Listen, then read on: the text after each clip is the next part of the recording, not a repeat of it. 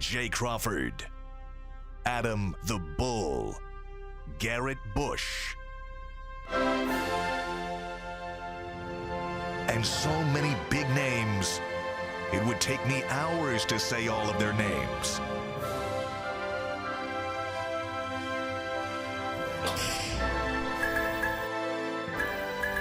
The ultimate Cleveland sports show. Booyah!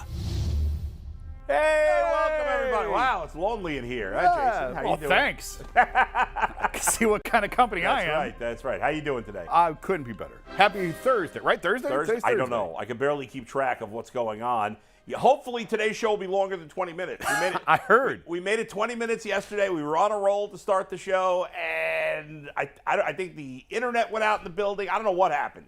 I can explain it if you want me to. Explain. Let's put the camera on you right now, in fact.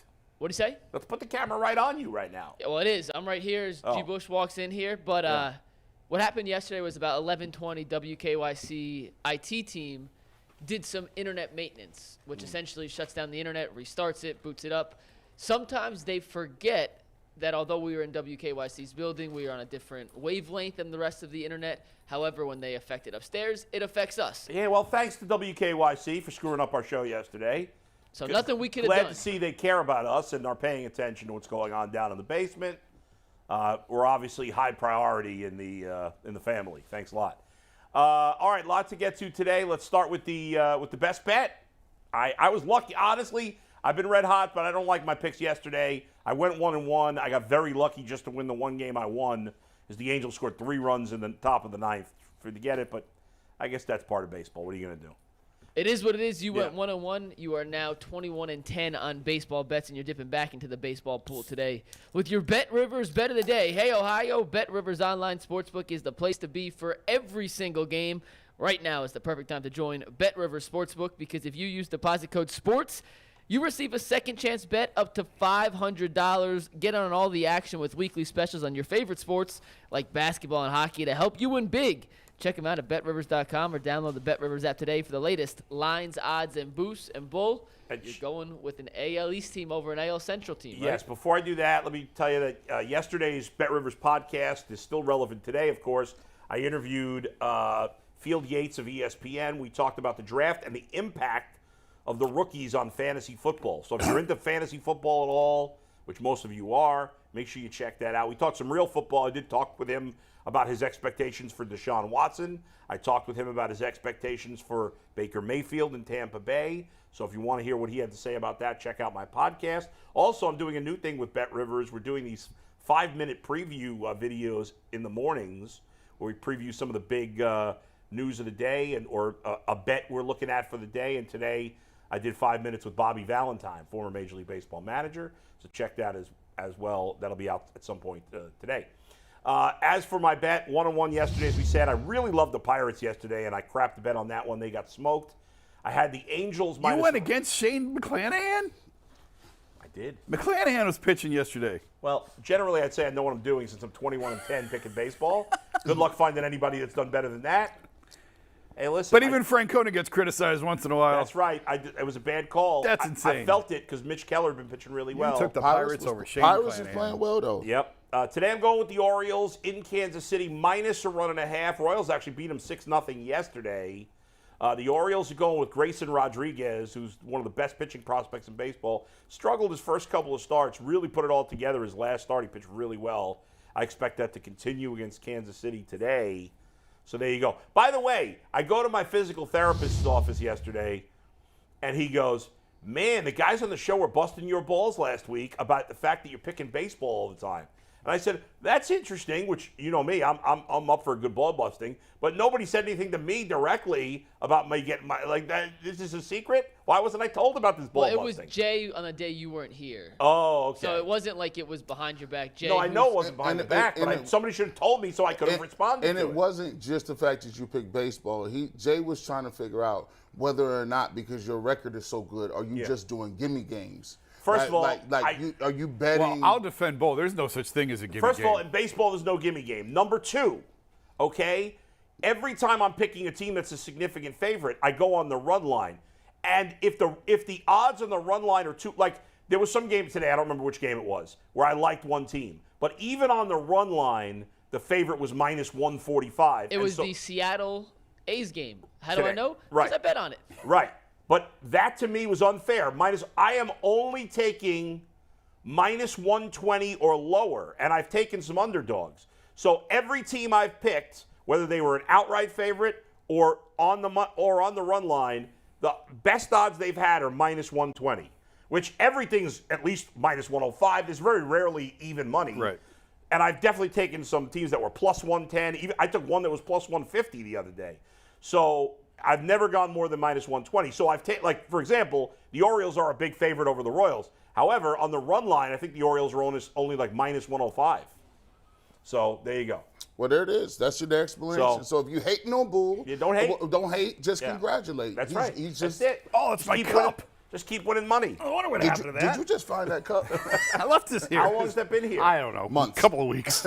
Jason literally, I've said this once, I'll say it again. He would literally leave his head somewhere if it were not attached. Yeah, I Go leave ahead. stuff G. all Bush over the and place. Jason. Yeah. Two people, the two of them and my son, most likely to leave something where it doesn't belong. Can you imagine Go this ahead. on like Amazing Race or something? Yeah. We'd never make it. Never. Never get to the car. Never. Mike, we we got lose our the car keys. The first anniversary of the Ultimate Cleveland Sports Show is Tuesday. Next week, May the 9th. That's when we debuted last year. And this Tuesday, we'll have our anniversary. It's going to be a huge show. It's going to be a big show. We got Joe Thomas joining us. We're going to give out some end-of-year awards, and we need you guys. Everyone out there, I'm talking to you specifically, not that other person, you. We need you to vote and help us and choose some winners here. The survey or poll, whatever you want to call it, is pinned on our Twitter page. We put it on the community tab. Earl, you're upstairs listening right now. Drop it in the YouTube chat as we speak. Please, we have over 600 responses already. If you haven't voted, please vote. And on Tuesday, we are handing out the awards. The voting ends tonight at midnight, so you got to do it today. Pinned on our Twitter page, on our community tab. Earl's going to drop it in the chat. Please vote and help us announce some winners. And we were going to start with the Cavs. Yeah. But we got to start with the Browns real quick because they did make a move this morning. Zach Jackson reported the Browns have signed safety Rodney McLeod, however you want to pronounce it. Yeah. From the Colts last year, previously played with Jim Schwartz in Philadelphia. Immediate reactions to the thought. Is he a guy that makes the roster? I've never heard of Rodney McLeod. Have you guys heard of Rodney McLeod? Apparently started most of the season for Indianapolis last year and had a decent PFF grade. I will say, you have seen a lot of veteran free agents all of a sudden in the last 24 or 48 hours sign one-year deals. The reality is, for the most part, with rare exceptions, that a free agent signing now, there's a reason they're still a free agent. I watch football all the time. I don't know who Rodney McLeod is. I'm not going to pretend I do. 80.1 overall score last season. That's really good. 85.3 in coverage. Zach said he played under Schwartz in Philly. There's the connection. Yeah. Started 15 games for the Colts last year. I'm not going to pretend to be a Rodney McLeod expert, but obviously I think Jim probably pushed for that, wanted him familiarity with the system, what he wants to do. And the Browns probably did need to add another safety. So Yeah. He's probably their third safety, right? I mean, isn't he most likely? Who else off he the top got of my there? head, yeah. We talked about yesterday, Yeah. outside of Delpit and Thornhill, they are very Right. Who are very the other weak at safeties the on the roster? They position. still have that. What's his name they drafted a few years ago? I can't think of his name. Well, they cut LeCount. Oh, they cut him. Right. Is the 20? I think he was 27-year-old rookie. What's his name? I can't even think of any more safeties that they have. What is his name? Bell. Bell is still on the team, yes. Yeah, Bell. He was 27. He came They from didn't draft any safeties. Did not draft any safeties. So I mean, Rodney McLeod's a veteran. Won the Super Bowl. Zach mentioned he played for Jim Schwartz. It was in Philadelphia. The guy's 32. He's going to be 33 years old before the season. So he's been in the league a long time.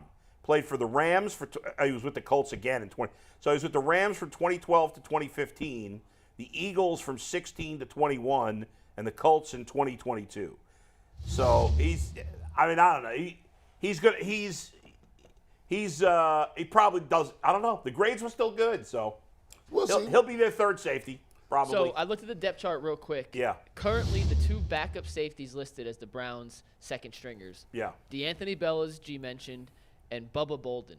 Never heard of those guys. This guy, I should have heard of Rodney McLeod. Now that I'm like looking at his bio. Our director, Steve. Yeah. Not director Steve, but EP director Steve's a big Eagles fan. Yeah. And he just texted us, and I'll read this exactly. He probably knows McLeod better than any of us. He goes, McLeod was solid in Philly under Schwartz, but he's 32 and totally washed. So yeah, I don't know. I don't know if he's totally washed when it appears he had a decent year last year. So I would assume, since the backup safeties right now are slappies, that he's probably their third safety. So I'm kind of dumb for this. I should have thought about this earlier. Yeah. So when you go get guys like this, usually when, there's new coaches that came in college, we had like 3 or 4 different coaches that came in.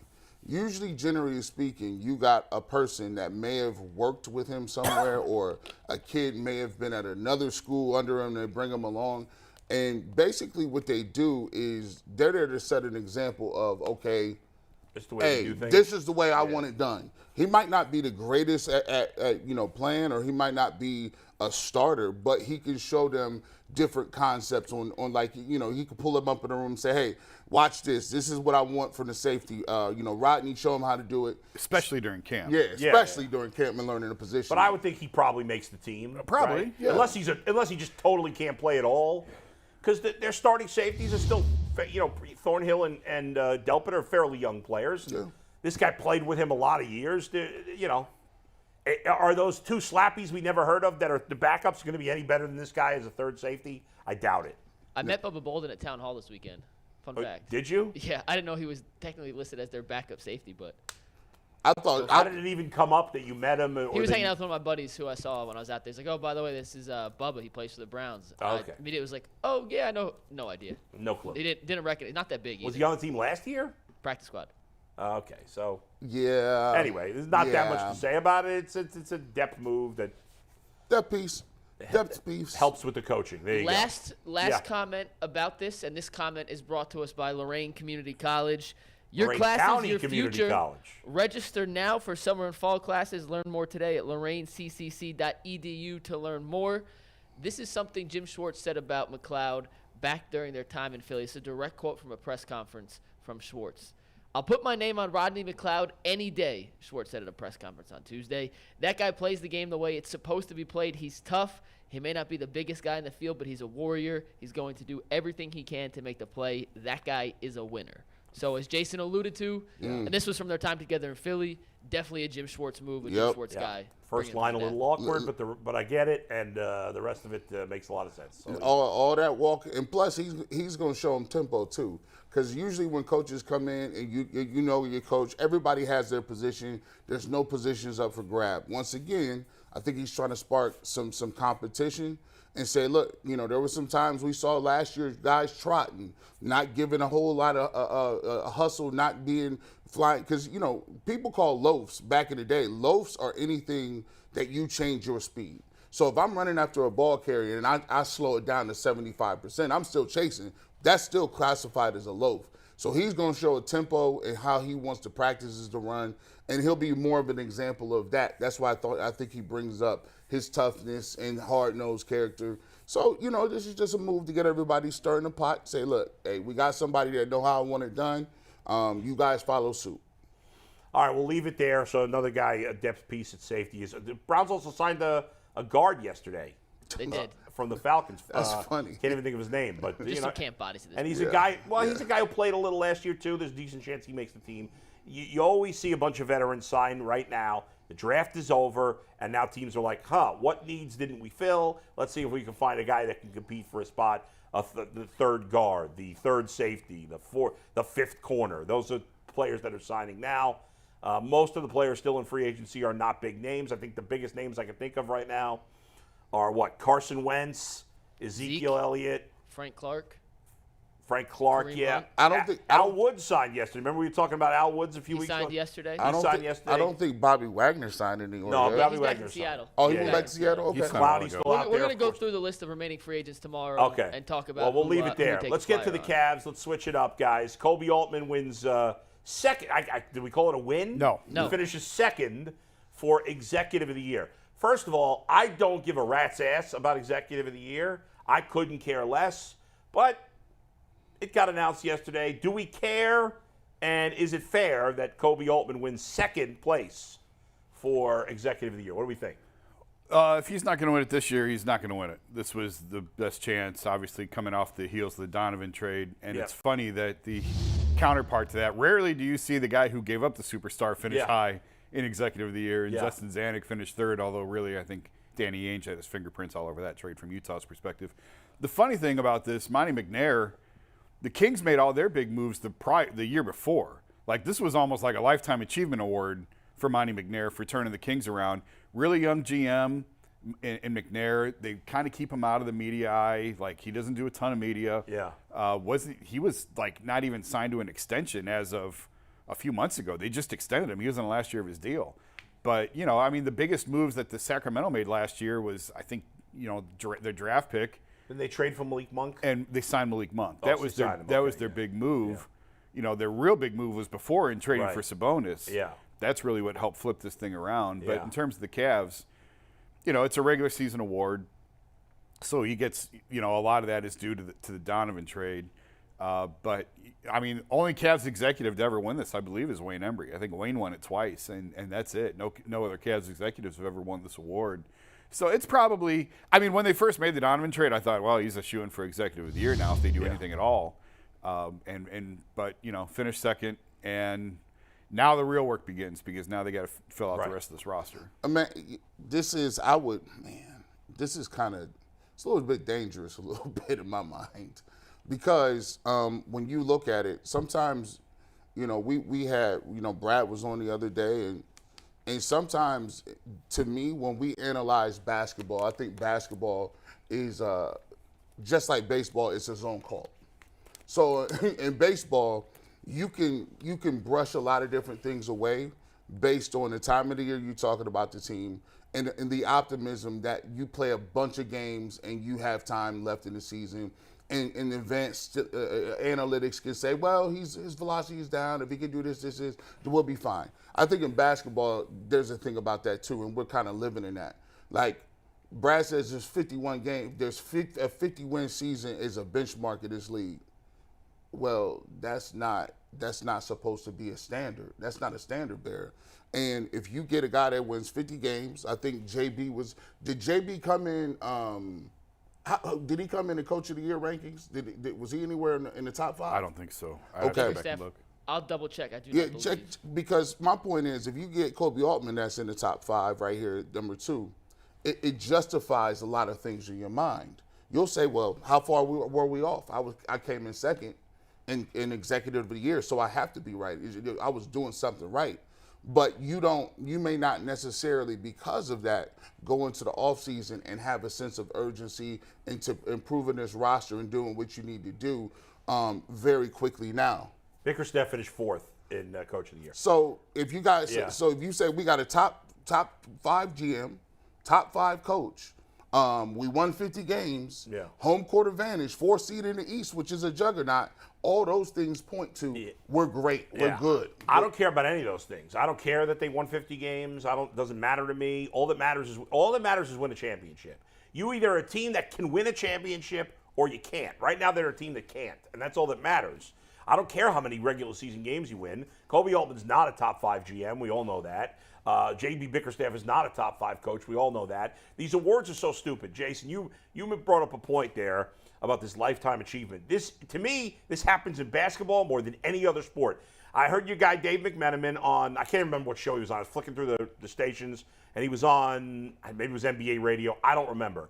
But he was being interviewed by somebody, and they were talking about the MVP, and Dave said that he voted for Giannis, but that he thought Embiid would win it because, it's his time. Yeah. They always do that in the NBA. That's stupid.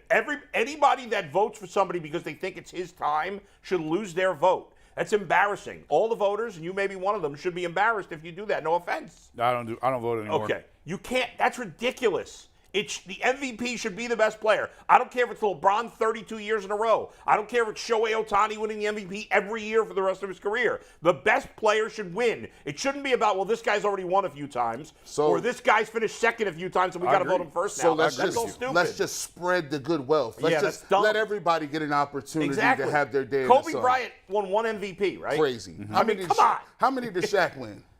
How many? One? I don't know how many Shaq. I mean, I don't know. I mean, LeBron only won 4. I thought he should win more than 4. Right, he's been the best player in the NBA. Well, not anymore, but he was for more than 4 years. I voted for him.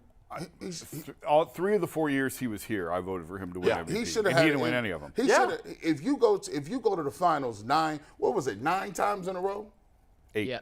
8 times in a row? 8 in a row, yeah. Hey, listen, no, you're the MVP. I'm sorry. I don't care what you're talking about. You are the MVP. I just think sometimes in basketball, there's this level of, I don't know, it's this gentleman's nod of, okay, well, we're going to just do this because it's protocol. For me, I've come to the conclusion, and it really hit me in my face. I was watching the Warriors and I was watching the Lakers, right? Mm-hmm. And I was watching those 2 teams play, and it hit me in the face that those teams with those players are on a different level. Like those veterans, LeBron and who the guys and Steph Curry, those guys are on a completely different level. To be truthful, when you watch them, the Cavs would have had no shot at beating them, even if they're an 8 seed. They have no shot at beating the Warriors, even if they're like a 6 seed. Yeah. And that is because the offense is clockwork, the clutch shooting is there, the rebound, the coaches don't have to look over and motivate, do none of that stuff. And when I look at the Kings, I say, okay, that was a nice story, but you couldn't beat both. They played a great series, but in the end, they couldn't win. Memphis Grizzlies. Yeah, by the way, one other quick thing before we get back to the Cavs here real quick is that when you look at last night, I mean, you knew the Sixers were going to get crushed, didn't you? You knew they were going to get crushed. Yeah. Why did Embiid play? What was the point of playing him? Is it to get his feet wet before you go back home? I mean, you'd think, why not sit him until you lose a game? I would have probably sat him last night because you got one. You went on the road and you got one. You're coming home 1-1. Right. And every team's going to say, that's not enough. We want more. Okay, fine. But coming home 1-1 is good enough. Celtics were never losing 2 games at home. Watch how little LeBron plays tonight. Watch how little effort he gives tonight. Right. Because we already got one. They got one. Yeah. They're good. Rest tonight and come home 1-1 and get ready to go. So I tend to agree. I would have sat Embiid, come home 1-1, and now he's ready to go, hopefully. Yeah. Anyway. All right, let's go to go ahead, Mike. Did you want to say something? Or you want to start the second Cavs topic? Doing good, yep. All right, the second Cavs topic. Dillon Brooks, that's right. So this has been a fascinating thing. Today comes out in Vegas that the Cavs are the favorites to sign Dillon Brooks. Now, yesterday we were talking about this. Well, go ahead, Jason. We'll save you for last because we had started this conversation yesterday. So go give me your take first there, G, on Dillon Brooks to the Cavs. So I've been doing some thinking, and I actually was like, let me get serious on this take because you half-heartedly, okay, you Dillon Brooks, yes or no, right? But for me, I started to look at it like this. Here's what I can't do. This happens a lot in sports. You'll see what your sample size is, right? And you'll see what you do in the playoffs. So the Cavs played in the playoffs. We all know what happened. It was disgusting. It was a red-hot topic. Then a couple weeks later, the sting goes off, and then all of a sudden, now you could just, evaluate what's going on or whatever case may be.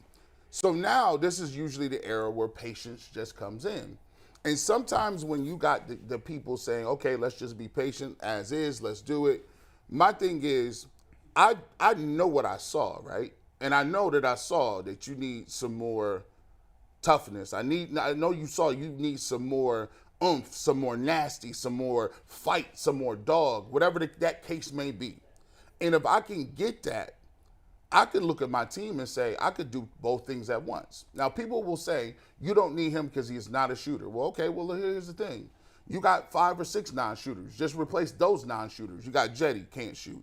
You got Okoro, can't shoot. You got Stevenson, can't shoot. You got Dean Wade, supposed to be able to shoot, but I ain't seen it. So you got all the Karis LeVert, So now I'm saying, well, look, if you want to take Lamar Stevens out and swap him in, that's a move you can make. It does not have to be all or nothing. It doesn't have to be we can't get him because we don't have enough money or we don't have the assets to get him. No, you can get him and you can replace some of these non-shooters. Who the hell is Sam Merrill, by the way? No clue. Did you just make that name up? No clue. Merrill Lynch. He exists. He's a G League two-way guy on the Cavs, a shooter. G League. About a 6'4" white guy who can shoot. I'm not going to say what I thought you said. So he made the roster? He was on the roster. He was on the playoff. Oh, hell. Let me tell you something. Hell no. So here's the thing with Dillon Brooks. I get what you're saying. The Cavs do need a guy of his ilk because they're a soft team. He plays defense. He's a badass. I don't care that he plays dirty, which he does. However, we live in the reality of a salary cap in the NBA, and the Cavs do need multiple shooters, and Dillon Brooks can't shoot. He's not a good outside shooter. So if there was no such thing as a salary cap, and the Cavs could just go sign 5 guys without having to worry about the salary, then I'd say, yes, sign him and then sign 3 shooters as well. But you can't do that. They don't have the money to sign all these guys when you have these highly paid players. Unless you go over the luxury tax. Well, but they would have to go way over. And right now, when they just lost in 5 games to the Knicks, I don't see them going over the luxury tax right now. I'm confused. I didn't know Dan Gilbert did not make $4 or $5 billion in a recession. He did, and he should. Yes, he's printing money, and they should all go over it, and they should all spend whatever they want. But I want the Guardians to have $170 million payroll, but I know, and they could afford it. They're going to pretend they can't, and some of them are going to defend them. But I know it's not going to happen, and I know that Dan Gilbert is not going way over the cap. Plus, there's a limit to it. That you can't just do whatever you want. So when they need, as much as they do need toughness, they need shooting more. So that's why I wouldn't do it. Without getting into the weeds of the salary cap. Give me the weeds. They only have certain vehicles to add players, G. So it's not just willy-nilly, well, let's go into the tax now, because they have about a $12 million exception, mid-level exception that they can use. And that's really it. Like, they don't have that many other avenues because of the structure of the salary cap. And they have to re-sign Karis LeVert because they don't get that money back if they don't. It's not like they can take that money and go elsewhere. Karis LeVert, I know this is a Dillon Brooks conversation. Karis LeVert has all the leverage here. This is sort of like where Tristan had them a couple years ago, where Tristan held out and they vastly overpaid for him because they had no choice. They're kind of in that same boat with it's LeVert. Him or nothing. You can't replace him. Right. You can't take that money and go elsewhere. That's a bad spot to be in. Yeah, so Karis has – so you may see Karis get a little bit more than he's probably worth just because they have no choice. Yeah. And the whole luxury tax conversation is a whole separate beast because it's not about paying the tax this year, and I'm with the Cavs on this. It's about starting the repeat offender clock when the taxes become even more punitive. The league is really cracking down on the biggest spenders because they're trying to rein them back in. And the worst thing you could do is start paying tax money now that's going to screw you a couple years from now when you have to pay Evan Mobley and some of these other really big contracts really balloon. So they have to be careful not to go into the tax now. Part of me agrees with that. I was talking to another team a few days ago who's like, hey, man, you can't worry about that. You got Donovan Mitchell on this team now. You got to go into the tax now. Mm-hmm. So there's two schools of thought here to look at this. But the Dillon Brooks conversation, I don't want Dillon Brooks. Bull, you said it. He can't shoot. They need shooting. And we just said there's a finite budget that they can spend right now, $12 million exception. I would look at Austin Reeves, restricted free agent from the Lakers, a guy who can shoot. How much does LA really want to pay him? He's going to go get every last dollar because this is his one chance to cash in. Mm-hmm. I really like Austin Reeves' game. He was pretty good this year. He's still going. He's a key key piece to the Lakers. I like him. Restricted free agent. I would look long and hard at something like that before. I don't understand this Dillon Brooks conversation. He brings the level of nasty that they need, and you could find it. I said it on the show. Before he punched Donovan and before he really lost his mind this year, I like Dillon. Is that guy who's got an edge to him. He can defend. But they've got that guy in Isaac Okoro. They don't need more non-shooters on this team. Like, you got to find guys who can shoot. I've said it all postseason. Shooting. It's got to be the number one priority for this team this summer is finding guys who can shoot. Dillon Brooks does not fit that. I would not pursue that. So Reeves would be your top priority? As of now, yeah. Is that a realistic option? I mean, he's restricted. So, you know, how the Lakers can match whatever you give him. But do you think the Cavs are going to be interested and he would be interested? I mean, I would be interested in him. Yeah. I haven't talked to anyone over there about him. I don't know if they will be or not, but that's where, of the names that are out there, that's one place I would start. He could play, too, by the way. Yeah, he can play. You look at Austin Reeves, and if you don't watch the Lakers a lot, he gets that generic I had him on my not fantasy athletic, team. That's the reason I know. The dude could ball. He can, He's a legit playoff caliber wing guy. Mikey, I'd argue he's their number 3. Behind LeBron and AD, it's Austin Reeves. Yeah. Better than D'Angelo Russell? Oh, yeah. Absolutely. Russell's a absolutely space case. Let me tell you this. We had this conversation, and we had a topic a couple of months ago. Whose roster would you like better? in the next 5 years or something. Yeah. And I think that most people it was between the Cavs and the Browns because they had Donovan Mitchell and they had the young guy sign. But I'll go back to this. I'd take the Guardians over both of them. Now when I look at it, Jason, you tell me, this looks an awful lot like the team that was in 2018. You had LeBron. LeBron wanted them to trade that number 8 pick that they had from the Nets, which became Colin Sexton. And they wouldn't do it because they thought that was the backup plan for LeBron leaving. Obviously, there is no backup plan for LeBron leaving. You go back to the drawing board and you restart. But if you look at this team and just rationally looking, they don't have cap space. They don't have any draft picks. They have $14 million to spend on someone who we've yet to identify because of the fact that it is so restricted. And on top of that, you have a roster where you don't know whether or not two bigs can play. You don't know whether the two guards is going to be able to coincide. And you're in the Eastern Conference where people have multiple superstars. And the only players you could trade that have value are the three guys you don't want to trade. Yeah. Because Allen, to me, doesn't have a lot of value. And so how... Seems like it more than you think. Yeah? There is some value there. So how do... my thing is, we talk about every day, all right, the Cavs just need to get better. To me, the only way this team gets better is if Evan Mobley becomes, I don't know, Chris Bosh tomorrow.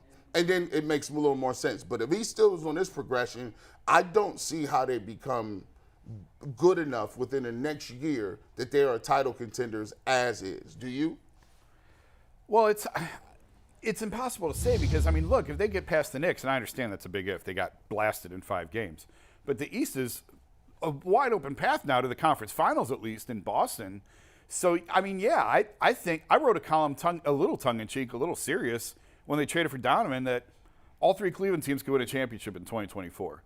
And it sounds ludicrous, and I got roasted for it. And I'm like, well, I was kind of being sarcastic, but kind of not. Another year of growth out of Mobley and another year of growth out of Garland. And, I don't think it's unrealistic to think that the Cavs could be in the conference finals next year. And once you reach that point, then it comes down to. But do you think? Because I agree with G that I think for that to happen, Mobley probably has to take a bigger step next year. And going into year 3, that's not unreasonable. Right. I think that is. Look at how. And I've used the Bosh comparison, and the 2 names that kept coming up in terms of Mobley, in terms of long-term, because there's always comps. You're always comparing guys, especially in the NBA. This guy's this guy looks like this guy. Bosh and Anthony Davis were the 2 that I've heard more than any others. And Bosh, I think, because of the left-handed thing, and he would really have to develop more of a three-point shot, and he really hasn't done that yet. But if you look at AD and the way AD's dominated, AD, I think, is going to have a monster series against the Warriors because they don't have anyone who can match him.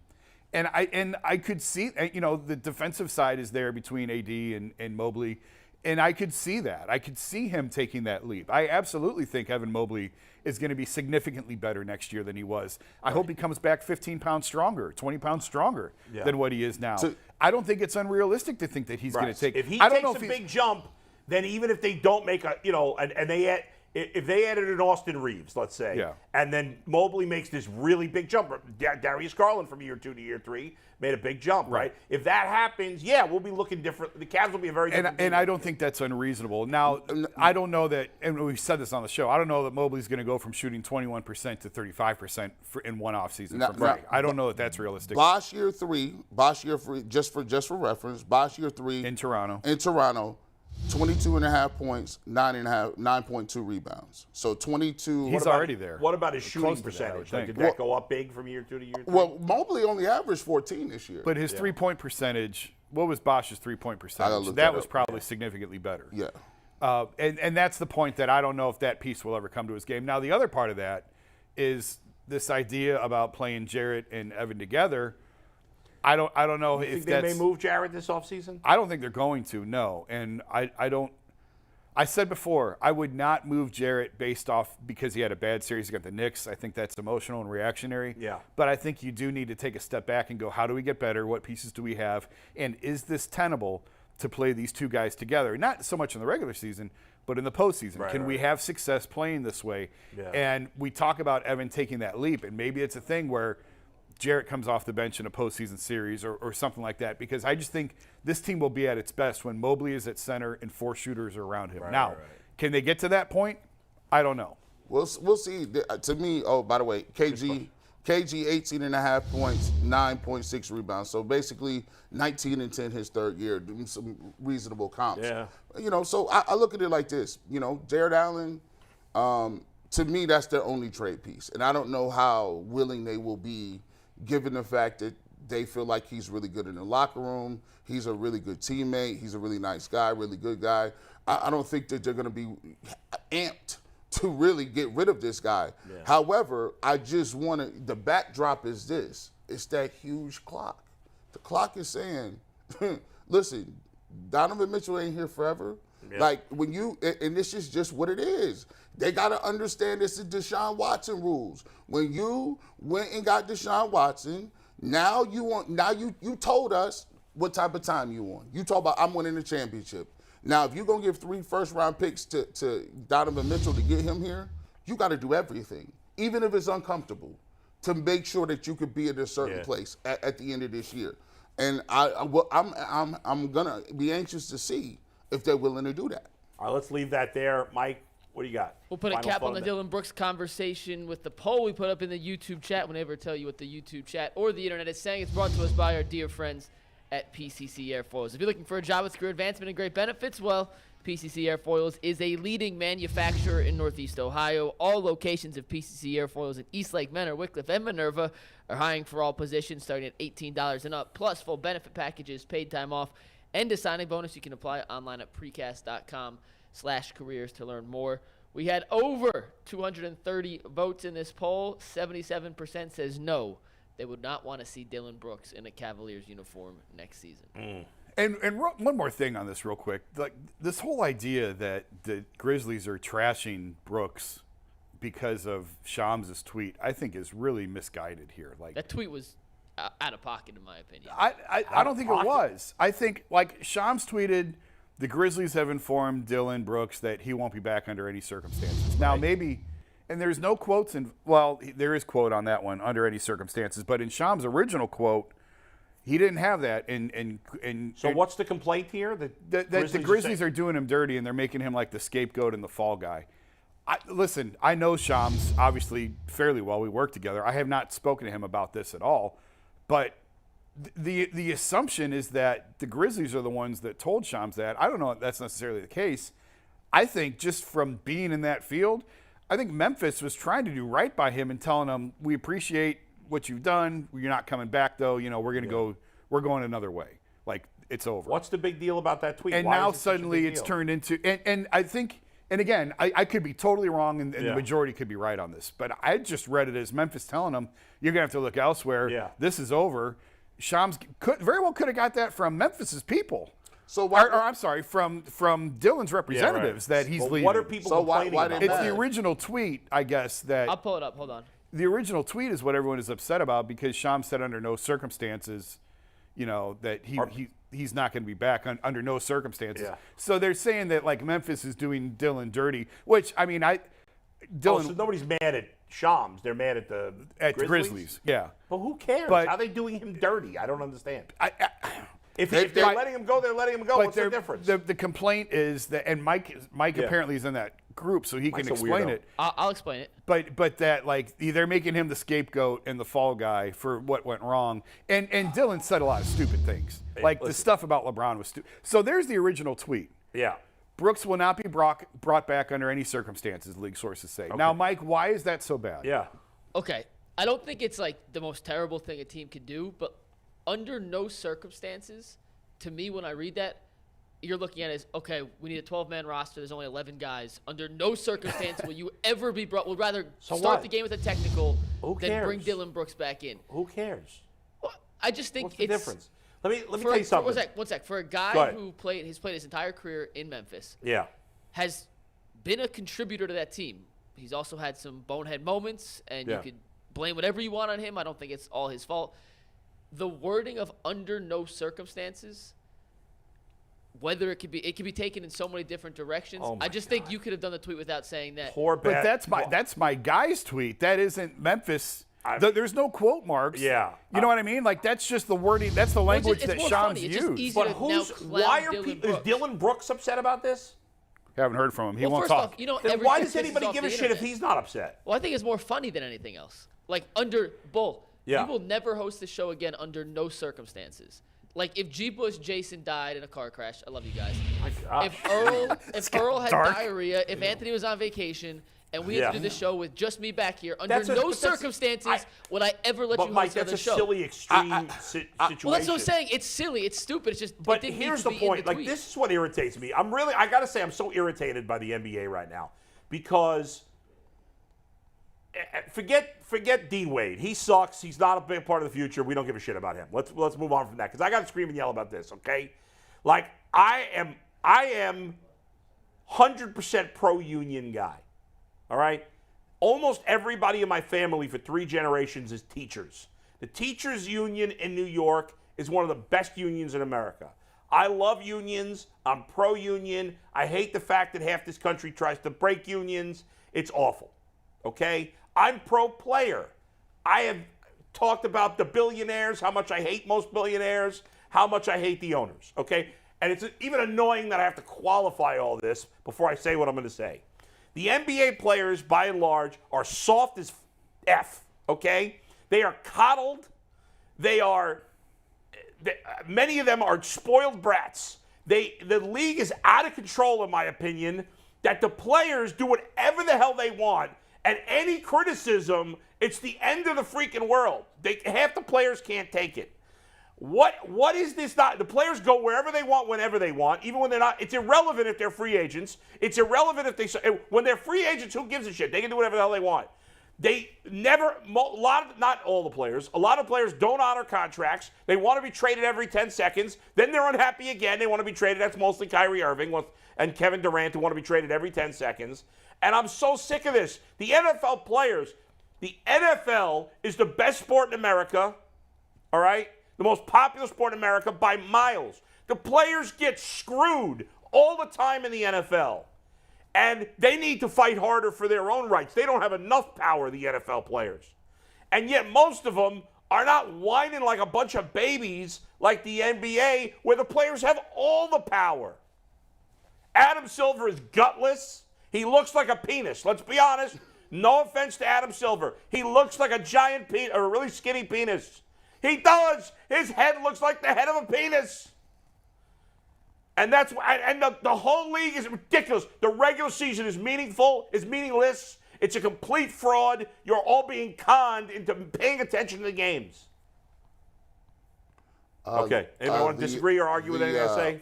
For the man who gets triggered the over views the of little Adam things, the Bull do not necessarily reflect on Jason Lloyd, who once upon a time wrote for the NBA, but probably will not be writing anytime soon thanks to that rant. Anybody want to argue? I didn't write for the I hate NBA. the term triggered. Don't use that term. That triggers me. If you Shout out to Mr. Silver. All players are soft in every sport. You can't criticize any of them. They all go crazy. Oh, my God. But the NBA players are the worst. NBA has more power. The NFL players, man, like, I don't know. But I'll tell you this, and the NBA players will come back to you, or any.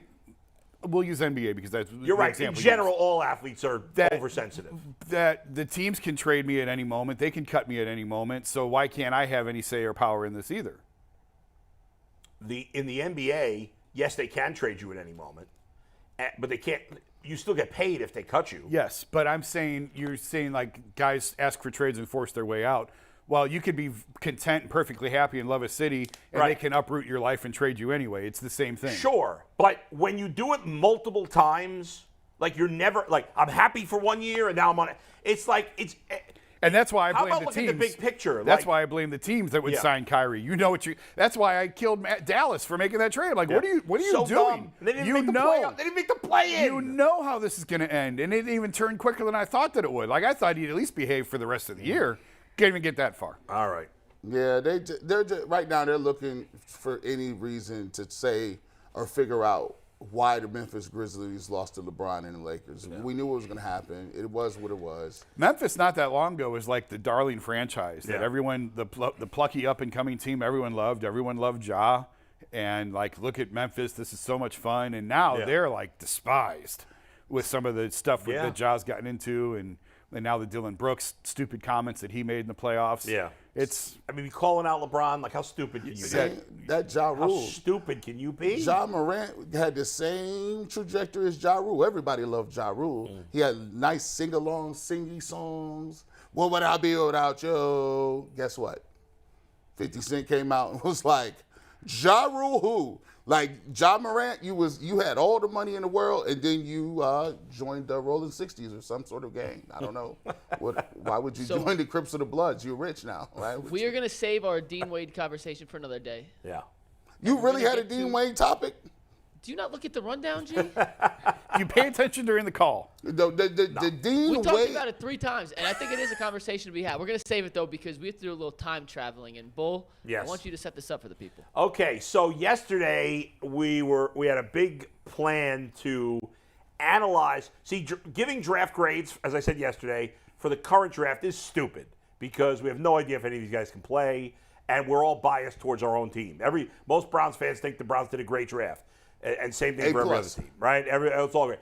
But when we look at past drafts, we actually have a clue as to how the team did. So on yesterday's show, G, Tyvis, and I were planning to flash back to 2020, and now that we know, now that we have 3 years of actual data, give grades on all the players that the Browns drafted in 2020, and give them an overall grade for their draft. Well, as we started this segment yesterday, as we mentioned in the beginning of the show, if you weren't with us today, everything went kaplooey. WKYC and Tegna decided we're not that important, so they shut off the power. They rebooted everything when we were on, and we couldn't get back on the air due to technical difficulties. So here we are a day later, and we had a great conversation about it, which we recorded yesterday, but you couldn't see it. So now we are going to go back in time to yesterday and talk about this conversation that we were going to have as here we are. And then when we're done, Jason will get his take on what we said, and we'll comment on that.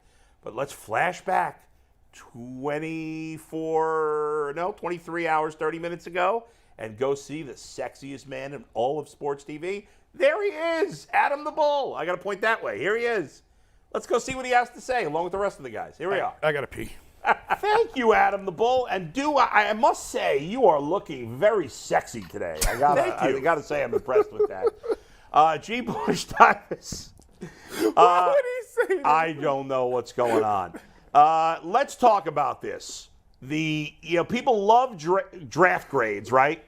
And I personally think it's stupid to give a grade on a draft that just happened because we have no idea. Right. But we can pretty accurately draft a grade that happened 3 years ago. Yes, and that's what we're going to do, guys. The 2020 Browns draft, how did they do? We're going to talk about it first. Let's go to Mikey.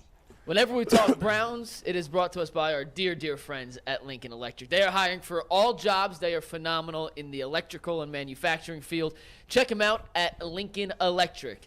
Now, we did draft grades for the 2023 draft earlier this week, and as you mentioned, Bull, it's impossible to really grade. You're just basing on value, positional needs, and that stuff. But it's a guess. Yeah. 3 years out, you can actually grade the picks on production, how they did, and how they've become NFL pros. So that's what we're going to do today with Andrew Berry's first draft in Cleveland, the 2020 class for the Browns. We're going to go through their picks. They had one day one pick in the 2020 draft. And Steve, you can take the graphic. It was offensive tackle Jedrick Wills, who just had his fifth-year option picked up. They had a couple day 2 picks. At number 44, they took Grant Delpit. At 88, they took Jordan Elliott, the defensive tackle from Missouri. And at number 97, they took Jacob Phillips, a linebacker out of LSU. And for the day 3 picks, they took Harrison Bryant, a tight end from Washington. Nick Harris, an interior offensive lineman, plays some center, plays some guard. And Donovan Peoples-Jones, the 6th-round pick out of Michigan, has been a very productive receiver. So we'll go down the list. Yeah. We'll start at the top, make our way down, grade them as we go. And let's start with Jedrick Wills. Yeah, before you do that, guys, obviously if you were watching our 15, 20-minute show yesterday, you know that we started to talk about this. We had technical difficulties, and so the show really didn't happen yesterday. And we did start this by saying that when you look at it 3 years later, it's not bad, right? It's not as bad as you maybe thought. It's some productive people on there. And there was some progression from some of those guys this year and some regression guys. We started to talk about Jedrick Wills. So let's get back to it, Tyvus. You got him with? I got him with a C minus. Yeah. Obviously, his career has been up and down. He has some highs, he has some lows, but it's something that's not concrete. You know, when you look at him, he doesn't come off to you as a guy that is he the left tackle for the future of this team. The answer is I don't think so. So therefore, I can't really give him anything higher than that. I think that they picked up his fifth-year option, you know, just to give themselves some security. But obviously, with the picks that they've been given, I think they're trying to move on from him. So C minus is the grade for me. In my heart of hearts, I feel like I'm a C minus type dude too. But when I look at, because sometimes I watch and I get angry a little bit when he just stops and gives up on plays. I'll give him a C. I think. The problem for me is he's regressed a little bit in certain areas. Like, when you're a right tackle, I expect you to be a little more nastier. I thought he was more of a role grader, played with more of an attitude at Alabama. Mm-hmm. Now you get you get here, you're the left tackle. You know, we've talked to Joe Thomas, we've talked to a lot of other people, and sometimes he just looks like he just gives up on plays. Yep. Now, I can deal with, things of technique. I can deal with pad level. I can deal with whether you getting a good pass set or you getting beat on outside or inside moves. You can work on those things. But one thing you can't work on is somebody's mentality. And to have a good mentality to be a left tackle, you have to understand, like, that is still the position up front with the most cachet. Mm-hmm. That's the most important position. You going against top-notch rushers all the time, and that's the big money position. Sometimes I don't see that level of fire from Jedrick Wills. And can he get there? I think his ceiling is a little bit above average. I think that's just what his ceiling. He doesn't have some of the tools that a Joe Thomas or some of these other guys have. Mm-hmm. He can still be a productive pro. I just don't think he's ever going to live up to the 10th pick. I think much of what you guys have said is fair. There's nothing I really disagree with. I give him a C as well. You talk about the inconsistency in play. Yep. First of all, he's being graded on a different scale. You know, a guy who's an equal talent or an equal guy of accomplishment that's drafted in the 4th round, the 6th round, are going to be graded a little higher because you have higher expectations. For a first-round pick, when I draft a guy in the 1st round, I'm expecting him to, at the very least, be a rock-solid quality starter. Yep. Minimum. That's the minimum of what I expect from my first-round pick, and he's not that. Now, the one thing I'll say in his defense is you talked about them picking up his 5th-year option. And I think there's some thought, like, was it the right idea or not? I think in the end, I'm okay with them picking up his option. I think you guys are. Yeah. And only 12 of the 32 players from that draft had their 5th-year option picked up. That's gotta so be 20 teams, their guy is not even good enough to be a C. So, okay, if you factor that in, I think also maybe we're a little harder on him than most guys the Browns draft because he's replacing the best player the Browns have had in 20 years or 30 years or whatever. Or one of the best players they've ever had. Period. Period. Right. And so that, however, the things you say are true. Yeah. The bad plays are standout bad. There are times where it feels like we've talked about it with Myles Garrett. Myles Garrett's so freakishly talented that it's not really a factor. But we've talked about, is that nastiness there? Yeah. Like, even this may be totally unfair. You guys tell me what you think. But that picture of him in the freezing cold wearing the head condom, I'm like, most offensive linemen are not wearing that head condom. Yeah. No, that's fair. Because he wears sleeves, too, and I swear offensive linemen can't be having that sleeves. And he made a comment, and I try not to do this. Yeah. Oh, I hate this. I hate this because I don't want to sound like that guy. Yeah. There was a time where he was upset because people were booing.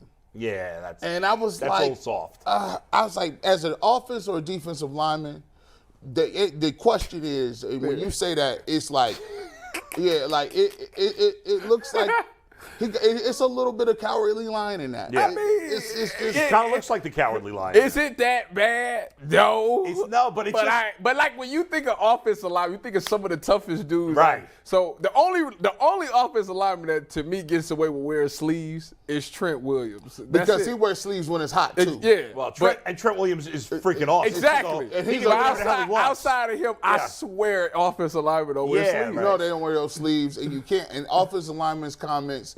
We say, look, we blue collar defensive linemen. I boo us too. Yeah, right. We out here losing. I boo us too. But I will say this: they picked it up. I like it because he's been injured. Conklin's been injured. Right.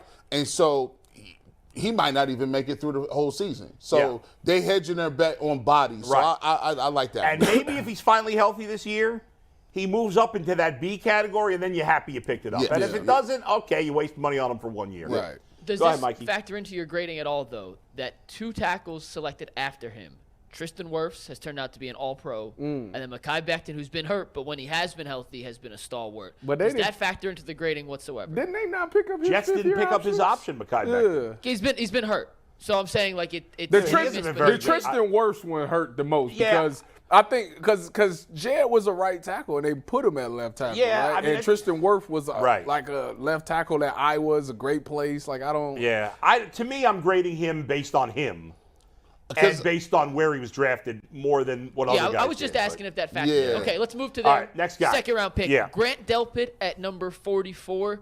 He's been a starter. Mm-hmm. You know what? Tyvus ripped him, but he has been a starter. You know, I give Dale Pitt a B. I give him a B. You know, last year it started off rough, but at the end of the year, man, he was to me one of the best players in their secondary. I mean, the interceptions that he was getting, he seemed like he finally understood the playbook. He understood his responsibilities. He was making hits. He was in the right spot. If he continues to play like that, that's a guy that they should extend. I think he's a guy that could be one of the focal points of that secondary. So I'm gonna give him a B. I'm gonna go with B minus. I like he got better at the end of the year. He actually led the team in tackles, which I think that should be not a goal for the Cleveland Browns. To have someone in the secondary. This ain't high school. Like that means Better not be the case this year. That means people is in your secondary and a lot. But the only reason I wouldn't give him a B would be because there was too many communication issues in the back end. And I can't pinpoint who it was because it was looking so bad. The coverages, like between cover 2 and cover 4 and cover 3 and cover 1, I don't know what they was in. And everybody was looking around at each other like this. But I will say he has the traits to be a good safety. He has the skill set to be a good safety. Now I want to see if he has the mental makeup and how he's going to take it moving forward in this new defense. But I would say if you get a starter and he's been a starter multiple years, I can't give it a horrible grade. Right. I give it a B minus. I'm actually with G. Bush again, and I'm like kind of right on the border between a B and a B minus. The only reason I went with the B minus over the B is because he hasn't played well enough long enough. Yeah. I agree with what you guys said. He's trending in the right direction. Yes. He played his best football as a Brown the second half of last year. But before the second half of last year, he was a starter, but he hadn't done much. True. He was a starter because they had no other options. He was coming off an injury. He was dealing with injury, So- and I think like last year if we did this, we probably would call him a D. Yes. You know, going into last Going year. into Yeah. But now, like, if you tell me he's going to be a B plus by the end of next year, Well, you can win with that. I I would take believe that, that. yeah. So I think he's headed in the right direction. I'm going B minus. So we're all on pretty much the same page. We're Go ahead. moving on to their first third-round pick. Yeah. Defensive tackle Jordan Elliott out of Missouri. All right. Why don't you start us off on this? Yeah. As the former defensive tackle. D for diploma. He ain't did nothing since college. So, he has the requisite size. He's bigger inside. You can even put him at nose or 3 technique. He looks like he should be better, but when you look at his tape, his PFF scores are horrible. He graded out as one of the worst defensive tackles in the league. He graded out as one of the worst defensive tackles in terms of run blocking. He's another guy who never really shows that much emotion. He had all the opportunity in the world last year to take that position with nobody around him. Now he's going to be a person that has to go against in the numbers game. Hill, Hurst. They just drafted Siaki Ika. They got Tomlinson in there as well. And they still got Togiai and Perrion Winfrey. Now, you went from having an opportunity to show what you can do, given the position by Andrew Berry as a third-round pick. Now you're a guy, we don't know if you're going to make the roster. Yeah. Tyvus? He's not wrong. I'm giving him a D as well. I mean, I think last year last year was the perfect opportunity for him to make himself money and be a guy of the future. And when that thing went south and there was no, because it was the littlest things. Like if you could just get off that block. Yeah, and finish rap. Just get a TFL. Make the running back stop and switch directions. Something. DBs do that all the time. None of that going on. Tyvus will be like, you be on the sideline. Tyvus types will come in, get in there. Do something. Just get back there. Like, you know what? At the end of it, if all else fails, just get back there. if all else fails, just fall down. Just create a pile, something. And you didn't do none of that. So therefore, it's bad. All right, I got to say, these guys have been pretty harsh. I'm going to go with a different tact here. This guy gets an F. He sucks. He's an F for failure. A D. God. I mean, this guy, no offense intended, but he's a bum. The Browns have told you what they think of this guy. They have added about 82 defensive tackles this offseason. 70. He has played what? Every game, I think. At least that's maybe I got to give him like an F+ because he's played every game. Has he made? Can you remember any impact plays he's made? 19 tackles. That's like one tackle a game. Are you kidding me? Well, for a defensive tackle, it's hard. But he played the whole game. He was playing a lot. Like, this guy makes no impact on the field. You talked about the PFF grade. He stinks. This guy was the 88th pick in the draft. You got to factor it in. If he were a 6th-round pick, I'd call it a D because, like, all right, those are crapshoots. But he was the 80. If you're a top 100 pick and the only reason you play is because everybody else sucks at your position too, as you guys said, they opened up the door. It was his opportunity to step through, and he shit himself. That's exactly what happened. He down his pants. He stinks. That's an F. Yeah. All right, the last of the Browns' 3 day 2 picks. Oh, my goodness. Linebacker, Jacob Phillips. Oh, F. That's an F for failure right there. How many games has Jacob Phillips What are played? you talking about? You was harsh on Jordan Elliott. The only thing we remember about this guy is roughing the punter against, who was that? That was Tony Fields. That wasn't him. Excuse me. I take that back. No, you know what? I'm not going to give Jacob Phillips no F. He is, to be all fair, because he had promise, man, and he had a game. Remember, somebody got hurt, and he came in and had an unbelievable game. It was against Cincinnati. It was against Cincy. So I would give him. After Anthony Walker got injured. I honestly would give him he get a C+ for me. A C+. Wow. Yeah, Went from an F to a C+? I was just kidding on the F. He get a C+ Can't make the club because from the tub. he got the potential, and he's given us glimpses. He just doesn't have consistency behind it. And that's, I mean, you would expect that out of a guy. That's what round did he go? Third? You would expect that out of a guy. Third-round pick. A developmental guy that, the reason he probably wasn't a first-round pick is because he wasn't consistent. He showed you that he got the ability to do it. He just doesn't do it week in and week out. So it's really to be expected from a guy like that. So a C+. I'm gonna give him. He's gonna get a D+ from me. God, y'all harsh. He gets the D+. Y'all is harsh. The D+ is because first of all, he does have some skill sets that you like. He's fast. He's agile. But besides that, his read and react, getting off blocks, diagnosing plays, coming downhill, his coverage skills, all of those are lacking. He gets blocked and takes terrible angles. He gets washed down, kicked out of the plays, and he's injury prone. He's been injured every single year he's played here. Let me mention that. You know how many games he's played in 3 years? How many? Remember, the Browns have played 54 games the last 3 years. 70 games the last 3 years. My math seems way off. No way. 50. Yes. I finally got it. Fourth time. there's- 50 games, 16, 17, 17. Yes. 50 games. How many of those 50 games has he played? 10. 22. Jacob Phillips? How 20. many? No, 22. Well, you get 22. I'm guessing. You said out of 50 games, how many has he played? 20. He's played 20. 20. Oh. So played 20. he's missed 30 games. He's missed 60% of the games. So what do you give it? I'm giving him a D-. Oh, God. The only reason I don't give him an F is because he's had a few moments here and there. Yes. But 20 games, for a linebacker, he's averaging less than 4.5 tackles per game. He's made very little impact in the backfield.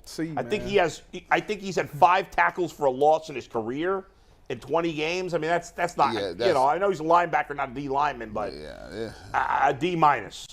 All right, we're on to the day 3 picks. We have Yeah. 3 of these. They Let's did start they with did better Harrison here, I think. Bryant, the tight end out of Washington. He was a fourth-round pick, right? 4th-round pick, correct. Harrison Bryant is okay. You know, he's a guy that, you know, when Njoku's out, he can still keep the thing moving. I don't know what's going to happen this year. Well, I guess they do keep 3 tight ends, so he might got a shot there. 7 touchdowns. That's a solid B- to me.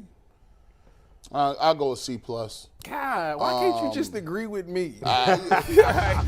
He always one underneath what I say. You sound like my ex-wife. How come you can't? But you just don't want to agree with me. No, we're not doing that. No, C+. He's a backup. For him to win the Mackey Award, the best tight end in the game. Yeah. He's another one that looks like he's running in quicksand a little bit. Mm-hmm. I mean, he catches the ball when thrown to him. He's a decent blocker. He's just medium sauce. He's medium sauce at BW3s. Yeah. It's nothing crazy or terrible. Yeah. It just is what it is. I'll go with Tyvus on this one. I'll go B-. Thank you. Because he was a 4th-round pick. Okay. Right? If he were any higher, I'd go with you on the C+. But as a 4th-round pick, you're looking for a guy who can contribute. That's what I'm thinking. Right? And he contributes. Yeah. Listen, he's not a starter. He'd be a lower-tier starter. But as a number 2 tight end, I don't think you're going to get a much better number 2 tight end. You talked about it. He's got good hands. He's reliable in small doses. Yeah, it doesn't He's drop a nice the ball. player. I thought 2 years ago he was really trending up. I did too. This year he wasn't as good. Yeah. He's gonna, there's some inconsistencies, but as the offense gets better, he'll be a guy who'll come in there sometimes as the 4th or 5th option, and he'll get some chances, and I think he'll make the plays when given the opportunity. And he always seems to get a touchdown against Cincinnati. I don't know why. Yeah, that's true. It's just so that's a solid pick. That's a solid 4th-round pick. All right, Mike. 2 more to get to. Yeah. Let's go to their 5th-round pick that year. Yeah. Nick Harris, interior offensive lineman from Missouri. He might be the hardest one to He's grade tough in this to whole class. Yeah. He got hurt last year. He was supposed to be the guy, He and was he going to be got the hurt. center, and now he's a backup. I mean, they made him the starter for a reason, so it's something there. I feel like I got to give him an incomplete. It is I do. it's hard to say because we don't know. I don't know. I don't know. I thought he had some potential, but he's barely how much has he even played? And they re-signed. He's played 23 games. They in 2 years. re-signed He has 2 Ethan starts. Posick, right? Yeah, Pocic so is back. he really hasn't played. So who's the starting center right now? Poaches. Pocic. It's So- not even close. It's It Pocic. says he's And played. then they drafted Luke Whippler too. Right. I got to give it an. I can't grade. No grade. It feels like they've kind of given up on him. No grade. But I got to give it incomplete because he hasn't played. And the 20 games is misleading because probably a lot of those he played like 1 or 2 plays. Yeah. Or he was up playing special teams or whatever. I think 2 they- starts. Yeah, he's barely played. I think they came to the conclusion. If you look at the way he was injured in that play, Yeah. it was a straight bull rush. They think he's done. And he got bullied. He got that leg folded up. That's the lawn chair type thing. And plus during that offseason, if you watch Building the Browns, he stayed all offseason and put on a bunch of weight. Yeah. Because he is technically a guy that is not that big. He has to really work to put on that weight. I think they may say look, hey, he's always had to get stronger. We don't know how that leg is going to come back. I would say if I had to stick to it and say give it a grade, I would give it a B- because they did execute what they wanted to. J.C. Treader, they moved him out. They groomed this guy. Yeah. They got him all the way to the first your preseason game and he gets injured. So the plan worked. They did have a succession plan. Yeah. But I don't know. Yeah, if I had to give a grade, I'd give a C just because you're right, the plan worked. He showed some potential in those 2 starts, but he hasn't played enough, and they seem to be moving on from him, so it's hard to give him better than that. Finally, Donovan Peoples-Jones. DPJ in the 6th round, the best value of this draft for sure. How would you grade that? I give it an A, guys. That's an A. I mean, I would give it an A+. Wow. And the reason I'll give it an A+ is because He's a 6th-round pick. You don't expect that from a 6th-round guy. and I'll give it an extra A+ because he's shown some return skills. Yeah. He's helped them in special teams, and if you get a guy that's looking like he's going to be a number 2 receiver in this league, I think he's going to be a 3 for the Browns. And the sad thing, still, but in the mix 3. in the conversation. Yeah. the sick thing about it all is, as great as that is, Yeah. he might not get paid by the Browns. Oh no! It's I great. wouldn't pay him if I was as Brown. great as that is. I would. If you asked me today, is he trending on getting paid? I would say no. No. But listen, he was a 6th-round pick. So if you're a starter as a 6th-round pick and not a starter because I guess you could argue they had no better options. But he's He's a decent number 2 receiver, and he's a good number 3 receiver. And he was a 6th-round pick, and the special teams, he's gotten better every year. I think he keeps improving. I think because of and maybe they will sign him because they're not going to re-sign Amari Cooper, I wouldn't think, after this year. One of them not going to be. Yeah, right. Amari Cooper's older. And if Tillman has a season and Elijah Moore have a season, that's your 1 and 2 right there. So we don't need, and we got him under contract to the next 2 or 3 years. But he's a player, so we don't need neither he's a starting caliber player that you got in the 6th round. To me, that's an A. That's a good pick. And if David Bell even comes up and be actually pretty good, now you got 3 guys under contract. And like I was sitting there, I said it yesterday on the show. We still haven't found out who Deshaun Watson even likes. Right. Usually when you got an elite quarterback, they usually take hold to a couple people and they say, "Oh, I like this dude on this route." Yeah. I like Amari Cooper. Yeah, and they trust him. So there may be, we don't know. Cedric Tillman may come in and they say, "Man, Deshaun Watson is finding Tillman all over the place," or he might be Deshaun Watson, or DPJ. We don't know, but he has an opportunity. I got to give it an A+ because that's very rare. All right, guys. So let's wrap this up with the overall grade, right? So, we gave some B's, C's early. C minus. Wow, you gave higher grades. I thought you'd have a C+ for your overall. It's a lot of busts in there in key positions. The 3rd round picks were bad. Exactly. And the 1st round one is the coin flip. 1st round's mediocre. That right there drives the whole thing. You missed with your first pick is down here. That's it. Come on now. I'll give it it's kind of tough. I would probably, you don't see very many solid B's on there. I would overall give it a C to C minus. C? I'm giving it a C. I think we're all around. I think overall it's an okay draft. I'll do C because I gave him an A+ and Donovan Peoples-Jones is a starter. And I said, how many starters did you get? Yeah. Phillips possibly could start this year. And Delpit is a starter too. If Delpit and especially Jedrick can take their game up another level, there'd be a B. Then it becomes a pretty solid draft overall. We'll see. All right, Bull, take it back, you handsome bastard. Thank you, buddy. And yes, once again, you are looking great today. That gray shirt that is exactly the same as this shirt, but a different color, but looks kind of a little greenish, brings out your eyes, my friend. We'll see you later. How many of those do you have in your closet? It's the rainbow. That fit me or period? Both. Because I have like 4 or 5 shirts like this in a variety of different sizes. So like half of them are in the back of the closet that I just don't even look at because I can't fit in them right now. I have pants like that. That's like when I lose weight. Those are my 46s. Those are my go-to pants. Here's my 44s. Here's my 42s. Here's my 38s when I got real thin that one time. My jean game is so mean in 38, 40s. Like, we got to get to – I get them back, you're dead. Yeah, everybody's right. dead. I got some 32s one of these days. Wow. I'll get back in. Yeah. So our blast in the past brought us past 12, and when it's 12 o'clock, it is the lunch hour of the Ultimate Cleveland Sports Show, sponsored by Colleague Racing, the official NASCAR team of Northeast Ohio. We gave our draft grades. Jason, looking back in that 2020 draft before we talk Guardians, how would you grade AB's overall haul? I think you guys were harsh. Really? What was I would have said a B. Like, Tyvus gave him a C minus. What was funny is that Tyvus, I think, as we were going individually, he gave higher grades than G and I, individual guys, and then he gave him a lower overall grade. It was weird. I mean, Jordan Elliott is a bad pick. So is the linebacker, Jacob. That's a rough. Yeah. But okay, so let's start at the top with Jed. The player. So let's remember going into that draft, it was tackle. They have to take a tackle. These are the guys to pick from. The guy picked directly after him, Mekhi Becton, didn't have his 5th-year option picked up. That's and correct. The guy picked after him, Tristan Wirfs, has been a good player, but he's playing right tackle, and they've got Jed on the left side. I am by no means a major fan of Jed Wills, but I think he's average. Like I said on the show the other day. That's what we gave him an average grade.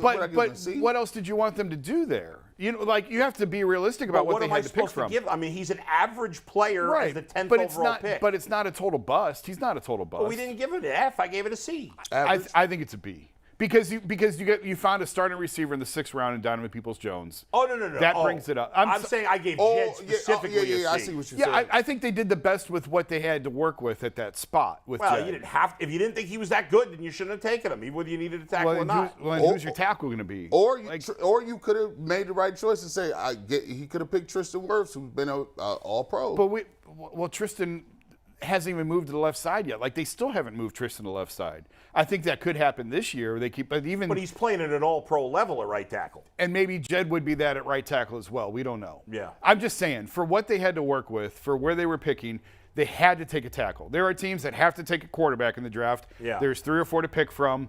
Which one are you going to take? They could have done worse. They could have taken. I just don't buy that you ever have to take a tackle. I don't buy that. Well, there's other ways to do it. I don't know. At left tackle, I think that's right there in line with quarterback in terms of when you have can a make need. a trade easier for a for tackle a left tackle. I mean, Trent Williams got traded. Why didn't the Browns get involved in that trade? Because they had Jed Wills at the time, do they not? I think. Well, I don't remember now the time. I don't remember the timeline on that either. But left it's tackle. Yes, left it's not tackle is easy only to get a left tackle. Right, and that was the situation where I went into that thinking, okay, they're picking 10th. At no other point, if things go well, they should not be this high again to be in position to take one of these guys. Here's this cluster of tackles to choose from. I think they could have come out of that a lot worse than what they did. But in the overall grade of the draft, I think it's a B. You know, the fact that, like I said, you got a starting receiver out of the 6th round. That's a hit for me. Grant Delpit, he's so frustrating to me. I think Grant Delpit's a guy. And I don't mean this to sound as harsh as it might come out. Just put him in a position to go make plays. When he starts overthinking things is when I think he gets into trouble. Yeah. See ball, get ball, go get ball. Put him in a position where he can show off his athleticism, where he doesn't have to think too much, and I think he'll be fine. I think it's a solid B minus maybe, but I wouldn't go any lower What than did that. we end up giving it? What did I give it? A C? I think he gave him a C plus. I gave it a C Tyvus plus. gave him a C, and I think G was a B minus. So right in that low B, high C range. Yeah, I mean, solid. I don't know. Yeah. So to me, Jason's giving them an excuse. I'm not giving for an excuse. Jedrick Wills not, like, what choice did they have? Jed is mediocre. Yeah. He's average. I think he's very average. And but you know what? expect better than average with the 10th pick in the draft. Absolutely. But Yeah. you could have a guy at the 11th pick who's not even getting his 5th-year option picked up. Right, but I don't know that he's any worse than that. That was just a team decision. But I don't know that he's really any worse. And than some of Jedrick that's Wills. luck. Like Becton can't stay healthy. He's had a ton of injuries. Yeah. And When maybe he's some of played, that's- he's been good. Becton's just been hurt. Well, that worries me. I don't know what their plan is, but like Draymond Jones was a disappointment in college. Yeah. I know, and he's so big. I don't know. Is he going to stay healthy? We'll see. Anyway, let's switch gears and talk about the Guardians here. We before do, and real that. quick, Yeah. before we talk baseball, we got to talk one more quick thing on football, and that's about the USFL guys. Great family fun for everyone. Tickets, $10 and less. They play in Canton every weekend. Check them out, USFL.com for ticket deals and much, much more. Bull, April grades for the AL Central are out per ESPN. Steve, if you take 179 full, what you got right there, 218. It's not a great division, let's be frank. ESPN gave Minnesota a B+, Cleveland a C-, Detroit a D, Kansas City an F, and Chicago an F-. They literally put 3 minuses in the article. I wanted to be a little more polite. I just put 1, but they got, because 3 looked like one giant dash and didn't look right. But they got an F-.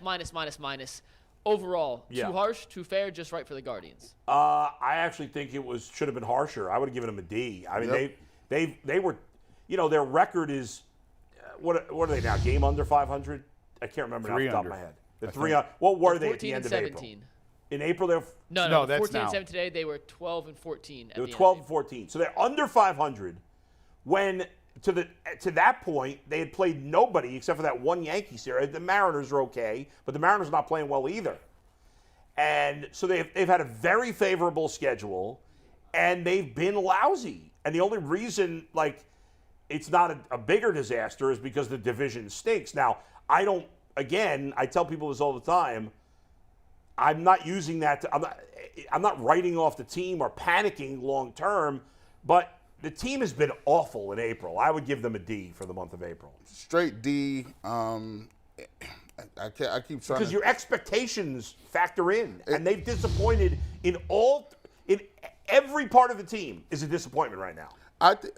For me, I just don't know. I get why it happens. Like you know, because we don't have the level, well, supposedly we don't have the money to go out and get bats, and we can't just keep getting guys, like even going after Bell was you can't whiff on him because the amount of money you spend on him, you need him to produce. But I think we've kind of lulled ourselves into sleep, into thinking that, you know, maybe hitting is not as important. Maybe, you know, yeah, our power numbers are down, but, you know, we have to do it a different way. I just don't know. I just don't know if you can win that way. It's, you know, the offense is so anemic that you're counting on your rotation to be completely healthy. Bullpen has to be lights out, and you got to hold guys under 3 runs. I don't know if you could do that anymore. No, well, I think you can win that way, but they're not playing that. They're not playing, like, there's no margin for error. If Zero. you're trying to score runs without power, you've got to be great across the board at getting on base. And they're Defense, not, all that. for the first month of the season, they haven't done the things they did last year, Jason, in that way. We're probably splitting hairs here. Yeah. I think C- is fair. Yeah. Because they've lost 40% of their starting rotation right out of the gate. And this is an organization that's been built on pitching for years. And to lose 40%, now you can argue, Savali, what were you really going to get? But the fact is, 40% of your starting rotation was knocked out right away. So I'll stick with the C- there. I don't understand how you give the Twins a B+. Like, what are you basing that on? Why are they a B+? They're 3 games better than the Guardians. Is that really worthy of 2 letter grades higher? I would have given them a C+. Yeah, the whole division's a C. Yeah. Really. Yeah, no, the other 3 teams, the other 3 teams are horrible. Detroit, I'd argue, exceeded expectations. They're still sort of lingering. Yeah, I got to factor that in. I Real would quick, when this came out in April, Detroit was 8-21. They've won 3 of the last 4, and I believe Minnesota was 5 games over 500 at the end of April. Okay. So a couple has changed in the last 2-3 days, but still. Can we name a player on the Guardians that's doing better than you expected? Is there a single guy? Zunino probably. He's hit a little bit better than I thought that he would. But now his batting average is back down to 240. Yeah. Where you think it would be. Right. That's actually probably even still a little bit higher than I thought. But Yeah. still. But other than that. Like Straw got off to that hot start. That's disappeared. Right. The right field is a black hole right he's now. back. They're getting nothing. And by the way, I know it's too late now because they signed to an extension. When I was screaming all offseason, go trade for Brian Reynolds, there were an awful lot of people telling me they didn't need a right fielder. Is that not the case, Mike? That there were a lot of people telling me they didn't need a right fielder? It is true. Bull Yes. did say that. Yes. They need a right fielder. They do need a right fielder. Yeah. And now they got hit with more Espino news yesterday. Yeah, he's done He's for a while. He's shut down for a year or more. It's not good. It's worse Yeah. than Tommy John when you're talking shoulder and man. capsule. Yeah, I mean, he's just gone now I for mean, a while. I texted Zach Meisel, well, I'll see you in 2 years Yeah. when you're a reliever.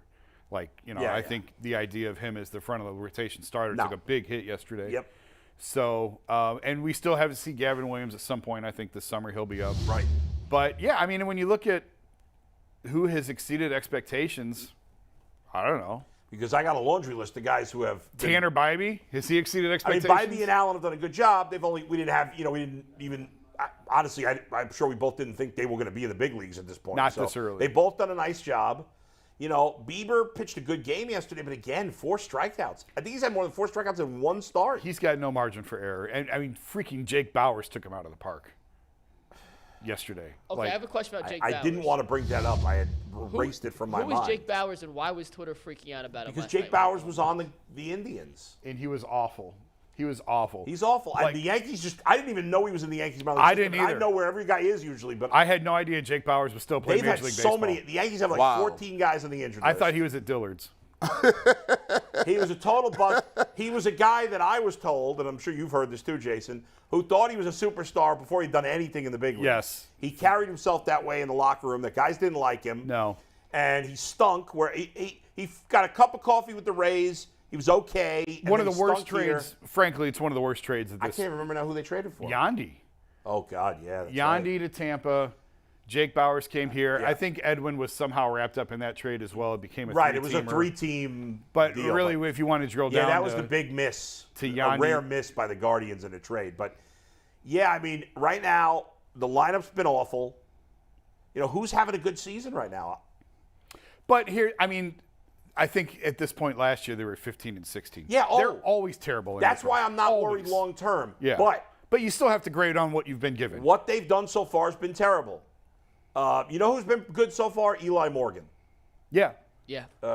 Middle reliever. Another guy doesn't really overpower. No. Throws low 90s. The bullpen's been a huge disappointment. Karinchak, I don't trust at all.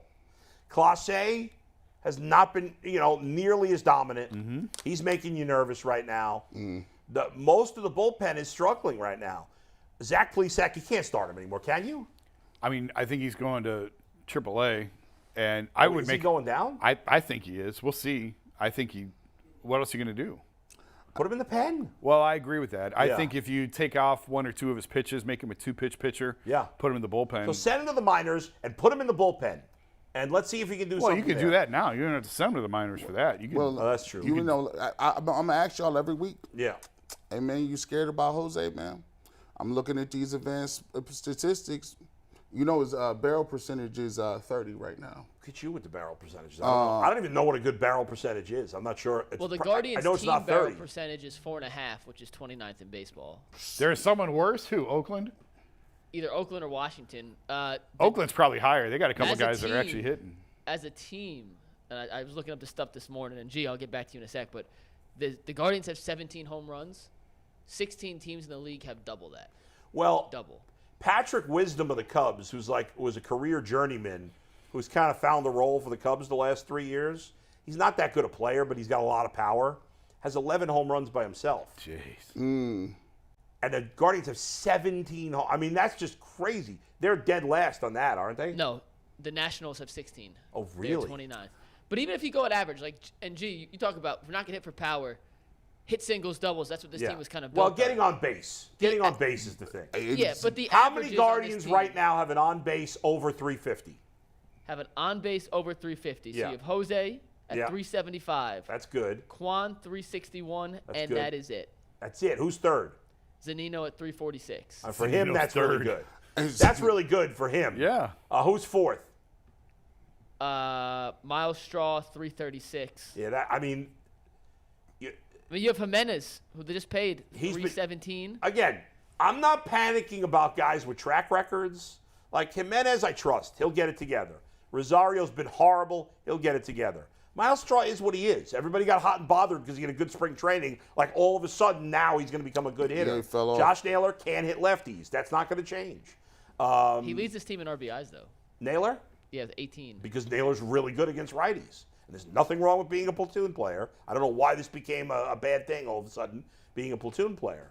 He's good against righties. He's a hot and cold hitter. Wow. But, listen, it's all bad right now. The good news is the division stinks. The Tigers, Royals, and White Sox will not be competitive. So you only have to worry about the Twins. They're not that far behind. And hopefully you get McKenzie and Savali back. But, Quantrill was better in his last start. But Logan Allen and Bybee, as long as they're pitching well, got to stay in the rotation. And you hope that Clase can right the ship, But you never could trust bullpens from year to year. It's May. I'm not going to say it's a huge series early week of May, first week of May, but Twins are in town this weekend. Yep. So you could be tied with them or you could be 6 out by Monday. I don't like that. I don't like. For May, it's a big series. Yeah. But by the way, it just shows overall like the whole effect of you not hitting the ball well. Jose Ramirez traditionally does not have people around him, so he sees pitches. Right now, 45% of his pitches is fastball. He's getting a lot of breaking pitches. Almost 38% of his pitches. What was his breaking percentage balls. of fastballs last year? Do you have that? I'd like to know if that's changed significantly. Are you concerned, Jason, about Shane Bieber? 51% last year. Yeah. A little 51. bit. Yeah. Yeah. Just because he doesn't have the overpowering 98, 99. Yeah. So his margins are razor thin in terms of what he can get away with and what he can't. And we saw that yesterday. Like, he pitched a great game yesterday, but made 2 mistakes and they hit them both out of the park. Let's face it. I know the Yankees lineup right now is not that good. No. First From of all, 5 through their 9, lineup is not that good, period. They have no Judge, who's their best hitter by far. They have no Stanton. They have no Donaldson. So their lineup right now is not very good. 5 through 9 is as bad or worse than the Guardians. Yeah, frankly. I mean, it's lousy. So it's not like you face. I think with Bieber, though, Bieber is on the verge of his first big payday, right? You wonder if he's panicking. I know he's seems like there's no emotion there at all, But down deep, the fact that his velocity's way down, he's not like his numbers look fine if you're not watching the games, but he's not the same guy. And he's losing money right now. And trade value. Yeah, well, yeah, sure. So I'll be curious to see how this goes. We've said before, I think they got to move him this summer or this. This and I said on the verge of a payday. It's a year and a half away, but still. Yeah, I don't think they do anything. I mean, I don't know. They traded Trevor Bauer with a year and a half left, and if things really unravel this year, they might have to look at that. But for now, I'd be surprised sitting here today if they traded him this year. But over the winter, it'll happen. The word you guys keep saying is razor thin. Like the margins for the Guardians. Is like, they have. You never want to watch a team, and you never want to sit there and say one mistake in the first inning and you feel like you're panicked because now you're like, we know we can't make mistakes. Right. You don't. It's uneasy. Like I watch them, I'm like, man. I'm looking for guys to give up 2 runs in an inning. Guys get guys on second base, and all of a sudden you're thinking like, oh, here we go again. This is gonna be an uphill battle tonight. Yeah. What's the pitching matchup tonight? I don't remember offhand. Tonight, I believe they're off tonight, aren't they? Oh, today's Thursday. I believe they're off tonight, and they start their series tomorrow with the Twins. Yeah, right. Okay. You got the Twins series pitching matchups in front of you? No. I'll look it up real quick, and then I'll welcome in Phil Hubbard. I see him setting up his shot right now. I can bring it up, too. Give me a sec, but according to the schedule for the Guardians, that's some good tomorrow's pitching matchup is Peyton Battlefield versus Bailey Ober. Oof. You familiar with either of those two? Yeah, well, Peyton Battlefield pitches for the Guardians, so yeah. Bailey Ober. I meant Ober more. Bailey Ober just got called up recently. He's been up and down the last 2 years. He's nothing special. Game 2 is Logan Allen versus Gray. I believe that's Sonny Gray. Sonny Gray has been really good. He's been really good for Minnesota. Minnesota. And then you have Quantrill versus Ryan in Game 3. Yeah, he's been really good. Yeah. So the Twins have a pitching advantage in this series but I will see. I don't know. I mean, like, it's so funny. We felt really good about the team coming in. They feel really shaky right now, but I'm still highly confident that at some point in May, they're going to click and things will start getting better. It's the trademark under Tito. They always start slowly. They play their best ball July, August. Yes. When you want to be ramping up for September. I'm not at all worried about. But there are holes on this team. Oh, yeah, of course There's no doubt there are holes. And we've said it 100 times. They have everything they need to go get whatever they want. And they have needs. They're going to have needs. They have to add another bat. They have to add an outfield bat. I tend to think Logan Allen could be a bit of a showcase. I don't know that he's – and maybe I haven't talked to him, and maybe I'm wrong, and he is part of their long-term plan. But, Gavin Williams and Tanner Bybee are going to be in Cleveland for a really long time. I don't think they're going anywhere. Tristan McKenzie, there's 3. We'll see with Quantrill. We'll see with Savali. Right. And maybe Logan is that. But I just think if he pitches well over the next month, maybe you trade he's him. a showcase piece that can go get you and the a bat. infield glut that they have, they got to move some of that to get something else. Go ahead, Mike. It is 12:31, which means it is time to remind the good folks out there that the Ultimate Cleveland Sports Show's lunch hour is brought to us by Colleague Racing, the official NASCAR sponsor of Northeast Ohio. And with that, let's welcome on Cavs legend Phil Hubbard, Canton McKinley High School, the alum of G. Bush as well. What's up, Phil? How you doing, man? What's up, guys? How's it going? What's going on? Hey, Phil, I got to start off by saying, like, you probably the first dude, like, when I was growing up in McKinley, right? My dad went to McKinley. My uncles, they run a barbershop. And I remember going to the barbershop and talking to my Uncle Oliver and Michael. And all they talked about was, they like, look, Phil Hubbard is the baddest to ever come out of Canton. He one of the coldest to ever do it, man. Y'all young boys don't understand. Like, it's crazy. I'll say this. A lot of people don't realize that Canton McKinley is a basketball power, by the way. We got the most... Still? Division I wins of all time. Most wins of all time. They try to wipe that away because we good in football. But y'all got to give us our flowers, and this is one of the dudes who was really pivotal in starting that off. Yeah, I was one of the dudes, but I give my flowers to Nick Weatherspoon because that's who I followed, and that's who I was motivating me to be a basketball player when I was coming up in Canton. He motivated me a lot to play for McKinley.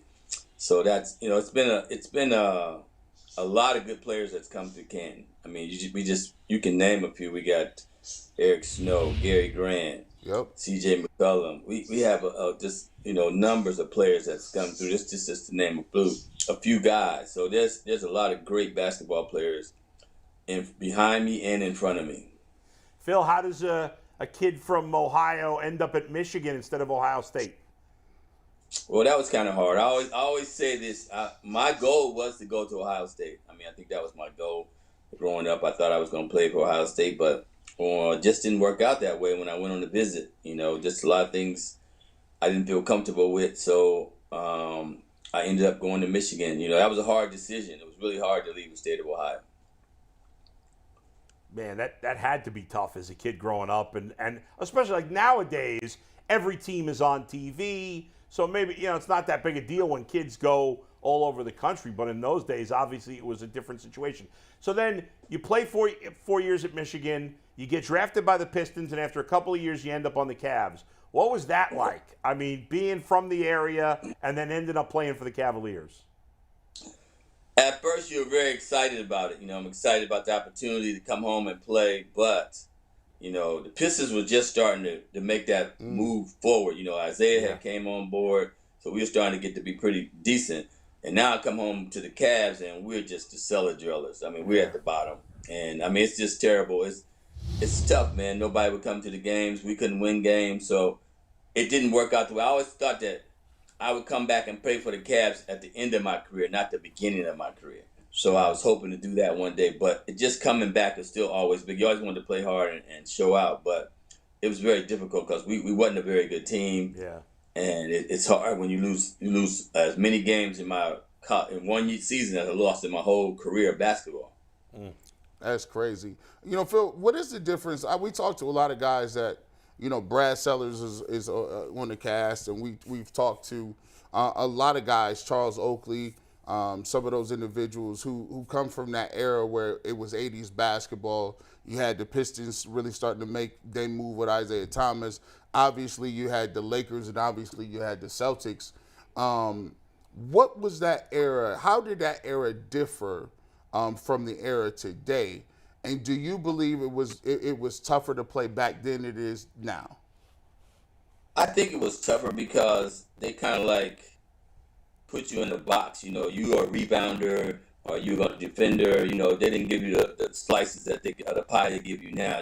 But it was always tougher because you had to have a skill. You had to do a little bit more than just be a shooter. Sometimes you had to be like, I got to be able to guard, I got to be able to defend. So it became very tough. But the game has changed for the better, though. Back then it was very physical, didn't shoot a lot of threes. But now we see that, it's just a wide open game. They like scoring. People like to see scoring. The league likes scoring. So it's a lot more going towards scoring. So it's wide open. I think the game was good for when I played the way it was played. But I think the game is even better now the way the guys play now. And I don't, because, you have to get better each year. You have to change the product. The product can't stay the same, and I think the product has changed with the players, and even so, the players now, the conditioning and all the stuff they do to make themselves even better athletes and to last a long time in the league.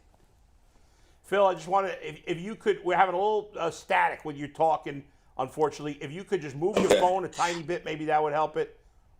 All right, let me see. Let me get the static out. Let me see if I put my earplug in. That might help too. Troubleshooting on the fly at its finest. A staple of UCSS here. It's interesting when we get Phil back. I'll ask him. That most players don't like the new generation. They prefer their generation. Yeah. So it's interesting that he thinks it's better as the game has progressed. Can you hear me? Can you hear me now? No, unfortunately, It's actually even worse somehow. it's worse. Trying to reconnect, Mike. Okay. Yeah, hey, Phil, drop out and click that link again. Sometimes it's just an internet issue that's unfortunately out of our control. So we'll bring you back in 1 sec. Thanks, Phil. Yeah, Jason. Sometimes I look at it, and I told Jason, I said, man, when we going to give Steph Curry his flowers? Because I just think he's the poster child of this era. Like a lot of people. He changed the game more than anybody. Yes. He's like Drake. So he's Drake. And I grew up listening to Jay-Z and Nas and Snoop and Dre. and Wu-Tang, Tribe Called Quest. I grew up listening to those. So when Drake came around, I'm like, come on, man, you got this dude singing. He emotional. He making songs for ladies, and he looking all like he rap and sing. But after a certain point in time, you got to be like, well, this dude got more hits than everybody. The dude just keeps coming out. He's been out for years, and he keep bringing it.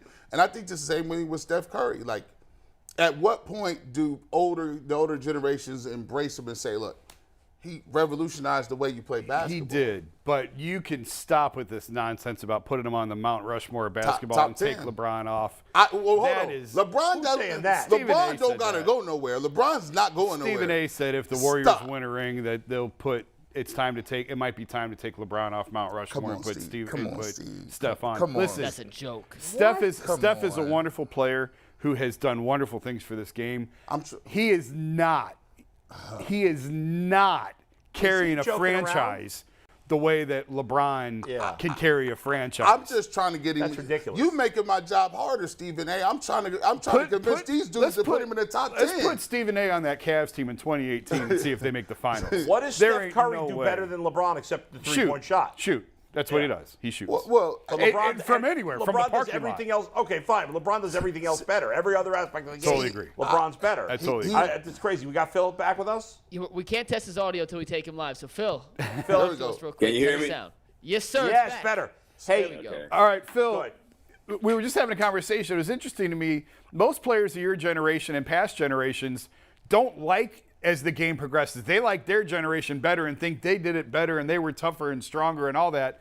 But you seem to like where the game is headed. That's just curious to me because most guys of your generation don't like where things have gone. Well, it's not that, because I coached too and I played and coached in the league. So you have to look at it like this. It was better for me when I played. That was great. Everything was good then. For the style of basketball we played, we had to live that, play that way because the game was physical. It was tough. You had to defend. You had to, be tough. You had to be a lot tougher than you are today but again, if that product was here today, I don't think everybody would like to see that product.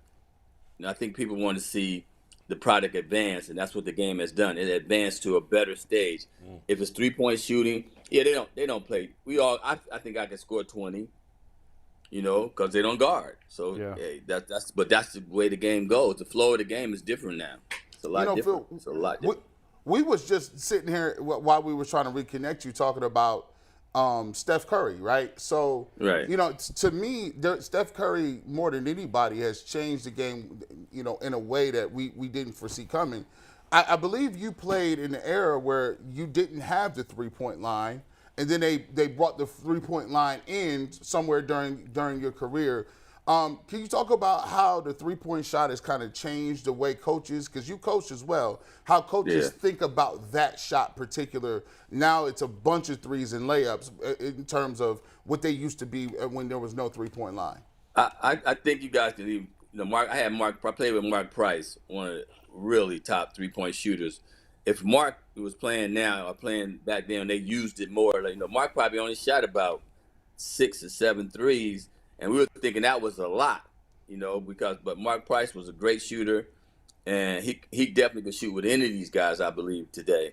But, again, we didn't use the three-point line as much when it came into effect. The coaches always wanted to slow and control the game. And three-point, if you took all those threes, they'd be like taking you out and setting you on the bench, So you try to get to the bucket, get the easy two, get the easy basket, and it was more about that than it was the three-point line. But as the three-point line evolved and today's game, it is just such a big thing of everybody wants to see. Now, it is Steph Curry. He is the one that started shooting it. But, you got to give Reggie Miller some credit, Ray Allen some credit, some guys. But he just took it to a super advanced level when Steph came.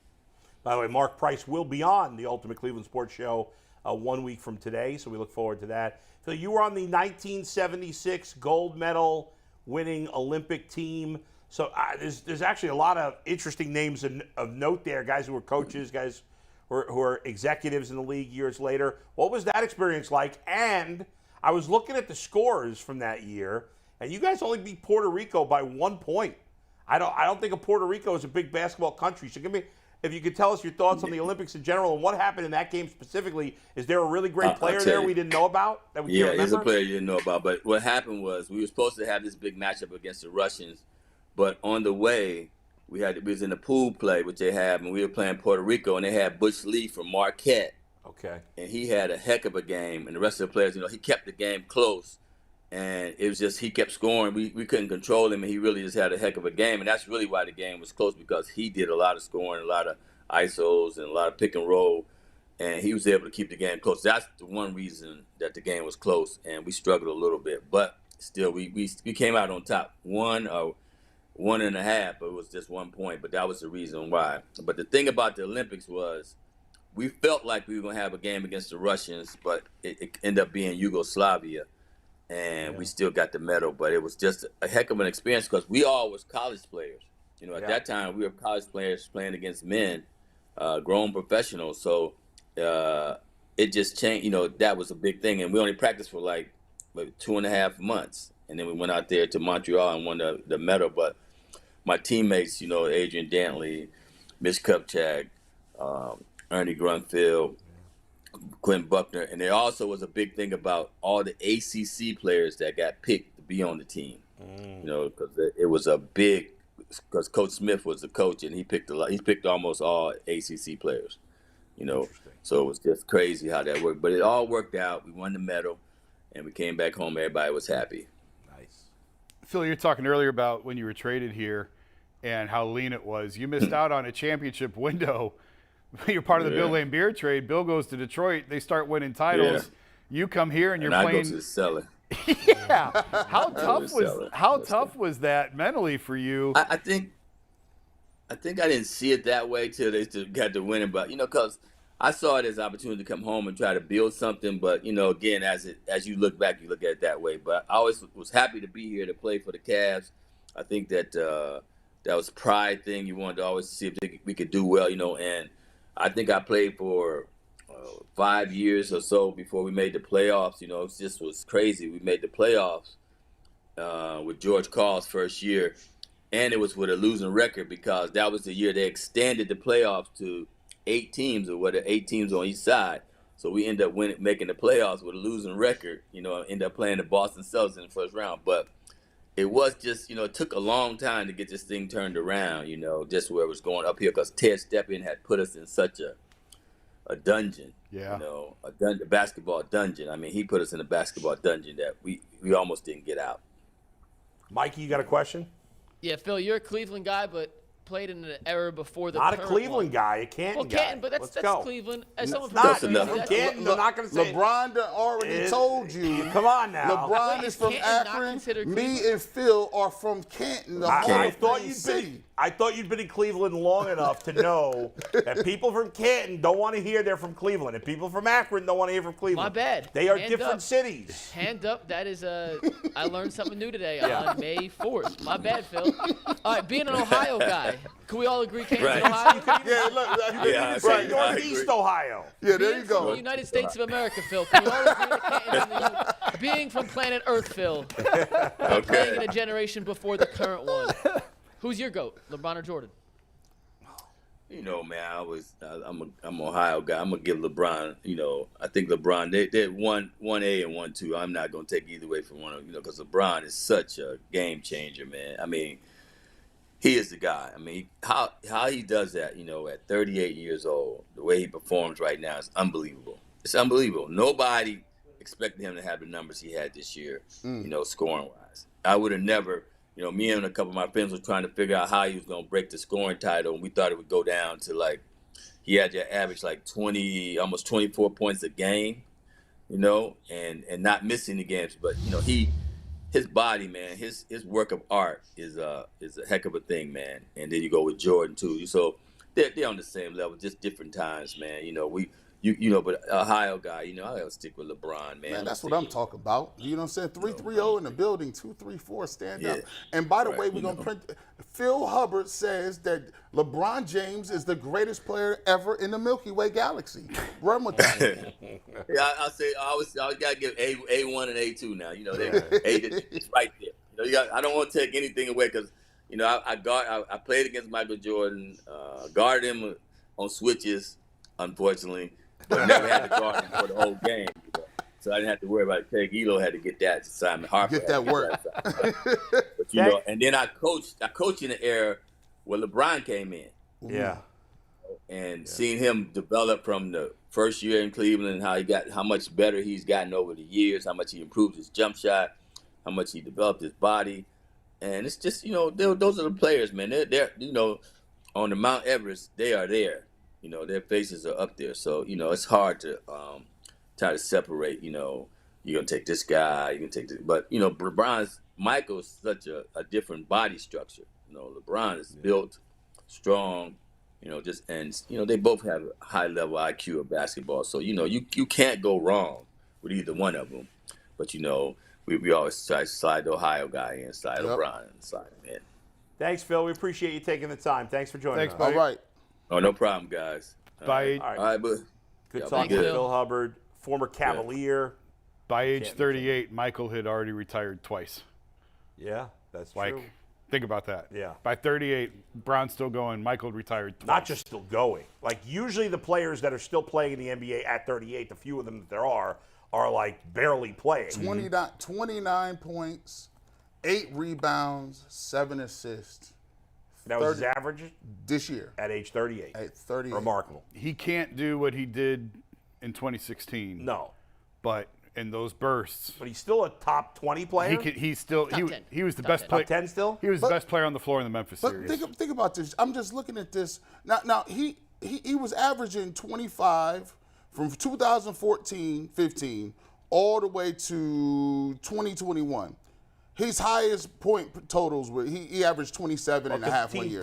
Part of it is that nobody plays any defense at all anymore during the regular season. But the last 2 years, Yeah. last year he averaged 30. I know, it's crazy. It's nuts. Mikey, what do you got? One last reminder to everybody real quick that the lunch hour of the Ultimate Cleveland Sports Show is sponsored by Colleague Racing, the official and only NASCAR team of Northeast Ohio. I was going to rip you for something. What was it? Do you remember? Yeah, well, we're talking Jordan LeBron, which is a good segue to the take that I have Yeah. that you didn't like during our break earlier. But Yeah. What was I it? do believe that if you win MVP Oh, yeah, this is in terrible. any season, if you are voted the league MVP, it should be an automatic ticket to the Hall of Fame. That's ridiculous. This doesn't make any sense. Yeah, that's crazy. Why? I love you, Mikey. The Hall of Fame But is that's reserved crazy. for the best of the best players. If you're only the best for 1 year. Basketball But puts that means everybody at in to any begin point with. real quick, at any point in your career, if you were the best player, voted on by media, teams, whatever, you were voted the best player, give me that over someone who was, a top 15 guy for 10 years. Give me a guy for 1 year was the single best player in the Doesn't league. make any sense. That should be Hall a of Fame is not about 1 year. It's about a career. It's about That being is the ultimate lifetime achievement award. Yeah. Like, that's the one. Right. And I don't like, on the other end, and we see this in baseball a lot, where players that were really good for a long time are now get Harold Baines. Yeah. Guys like that, Negro. I mean, That's because I don't like that either. That's but 'cause they won't you put the can't just be steroids great guys for in. 1 year. And I know Derrick Rose was great. Derrick Rose was not great long enough to me. So You think Derrick Rose should be in the Hall of Fame? That's a good example. I do. Derrick Rose is the whole where this all started. I do think I Derrick Rose don't should think he should be. be. I mean, I don't care about the Basketball Hall of nuts. Fame. is there Basketball Hall of Fame's a joke. That's but- crazy. Is there anybody who's won an MVP here that is not in the Basketball Hall No, of Fame? because most guys that win MVP in the NBA are great for their whole careers. And basketball lets everybody in. Yeah, it's so the easiest It's Hall of Fame total to get joke, in. the Basketball Hall of Fame. I might be in one day. Just buy a ticket, walk. Like, they'll let anybody in the Basketball they Hall of do Fame. have writers in too. Yeah, but the whole I'm joking. Hall of I Fame won't is, actually be in. is broken. Like the Hall of Fame as a premise itself is broken. They let way too many guys in. But when you think of the Hall of Fame, it should be reserved for the single best of the best players. Like Right, the guys and who Derrick were Rose is not truly, one of the truly, single best of truly the best elite. players. Derrick Rose for 1 year was the best player in basketball. Now, I don't think he should have won. I Well, don't think he should have won, so but he then was awarded. that's even more absurd that He you was, say he but should he win the was Hall of Fame and you don't even awarded think he should the win. highest honor in the Mike, league for you're one telling singular me year.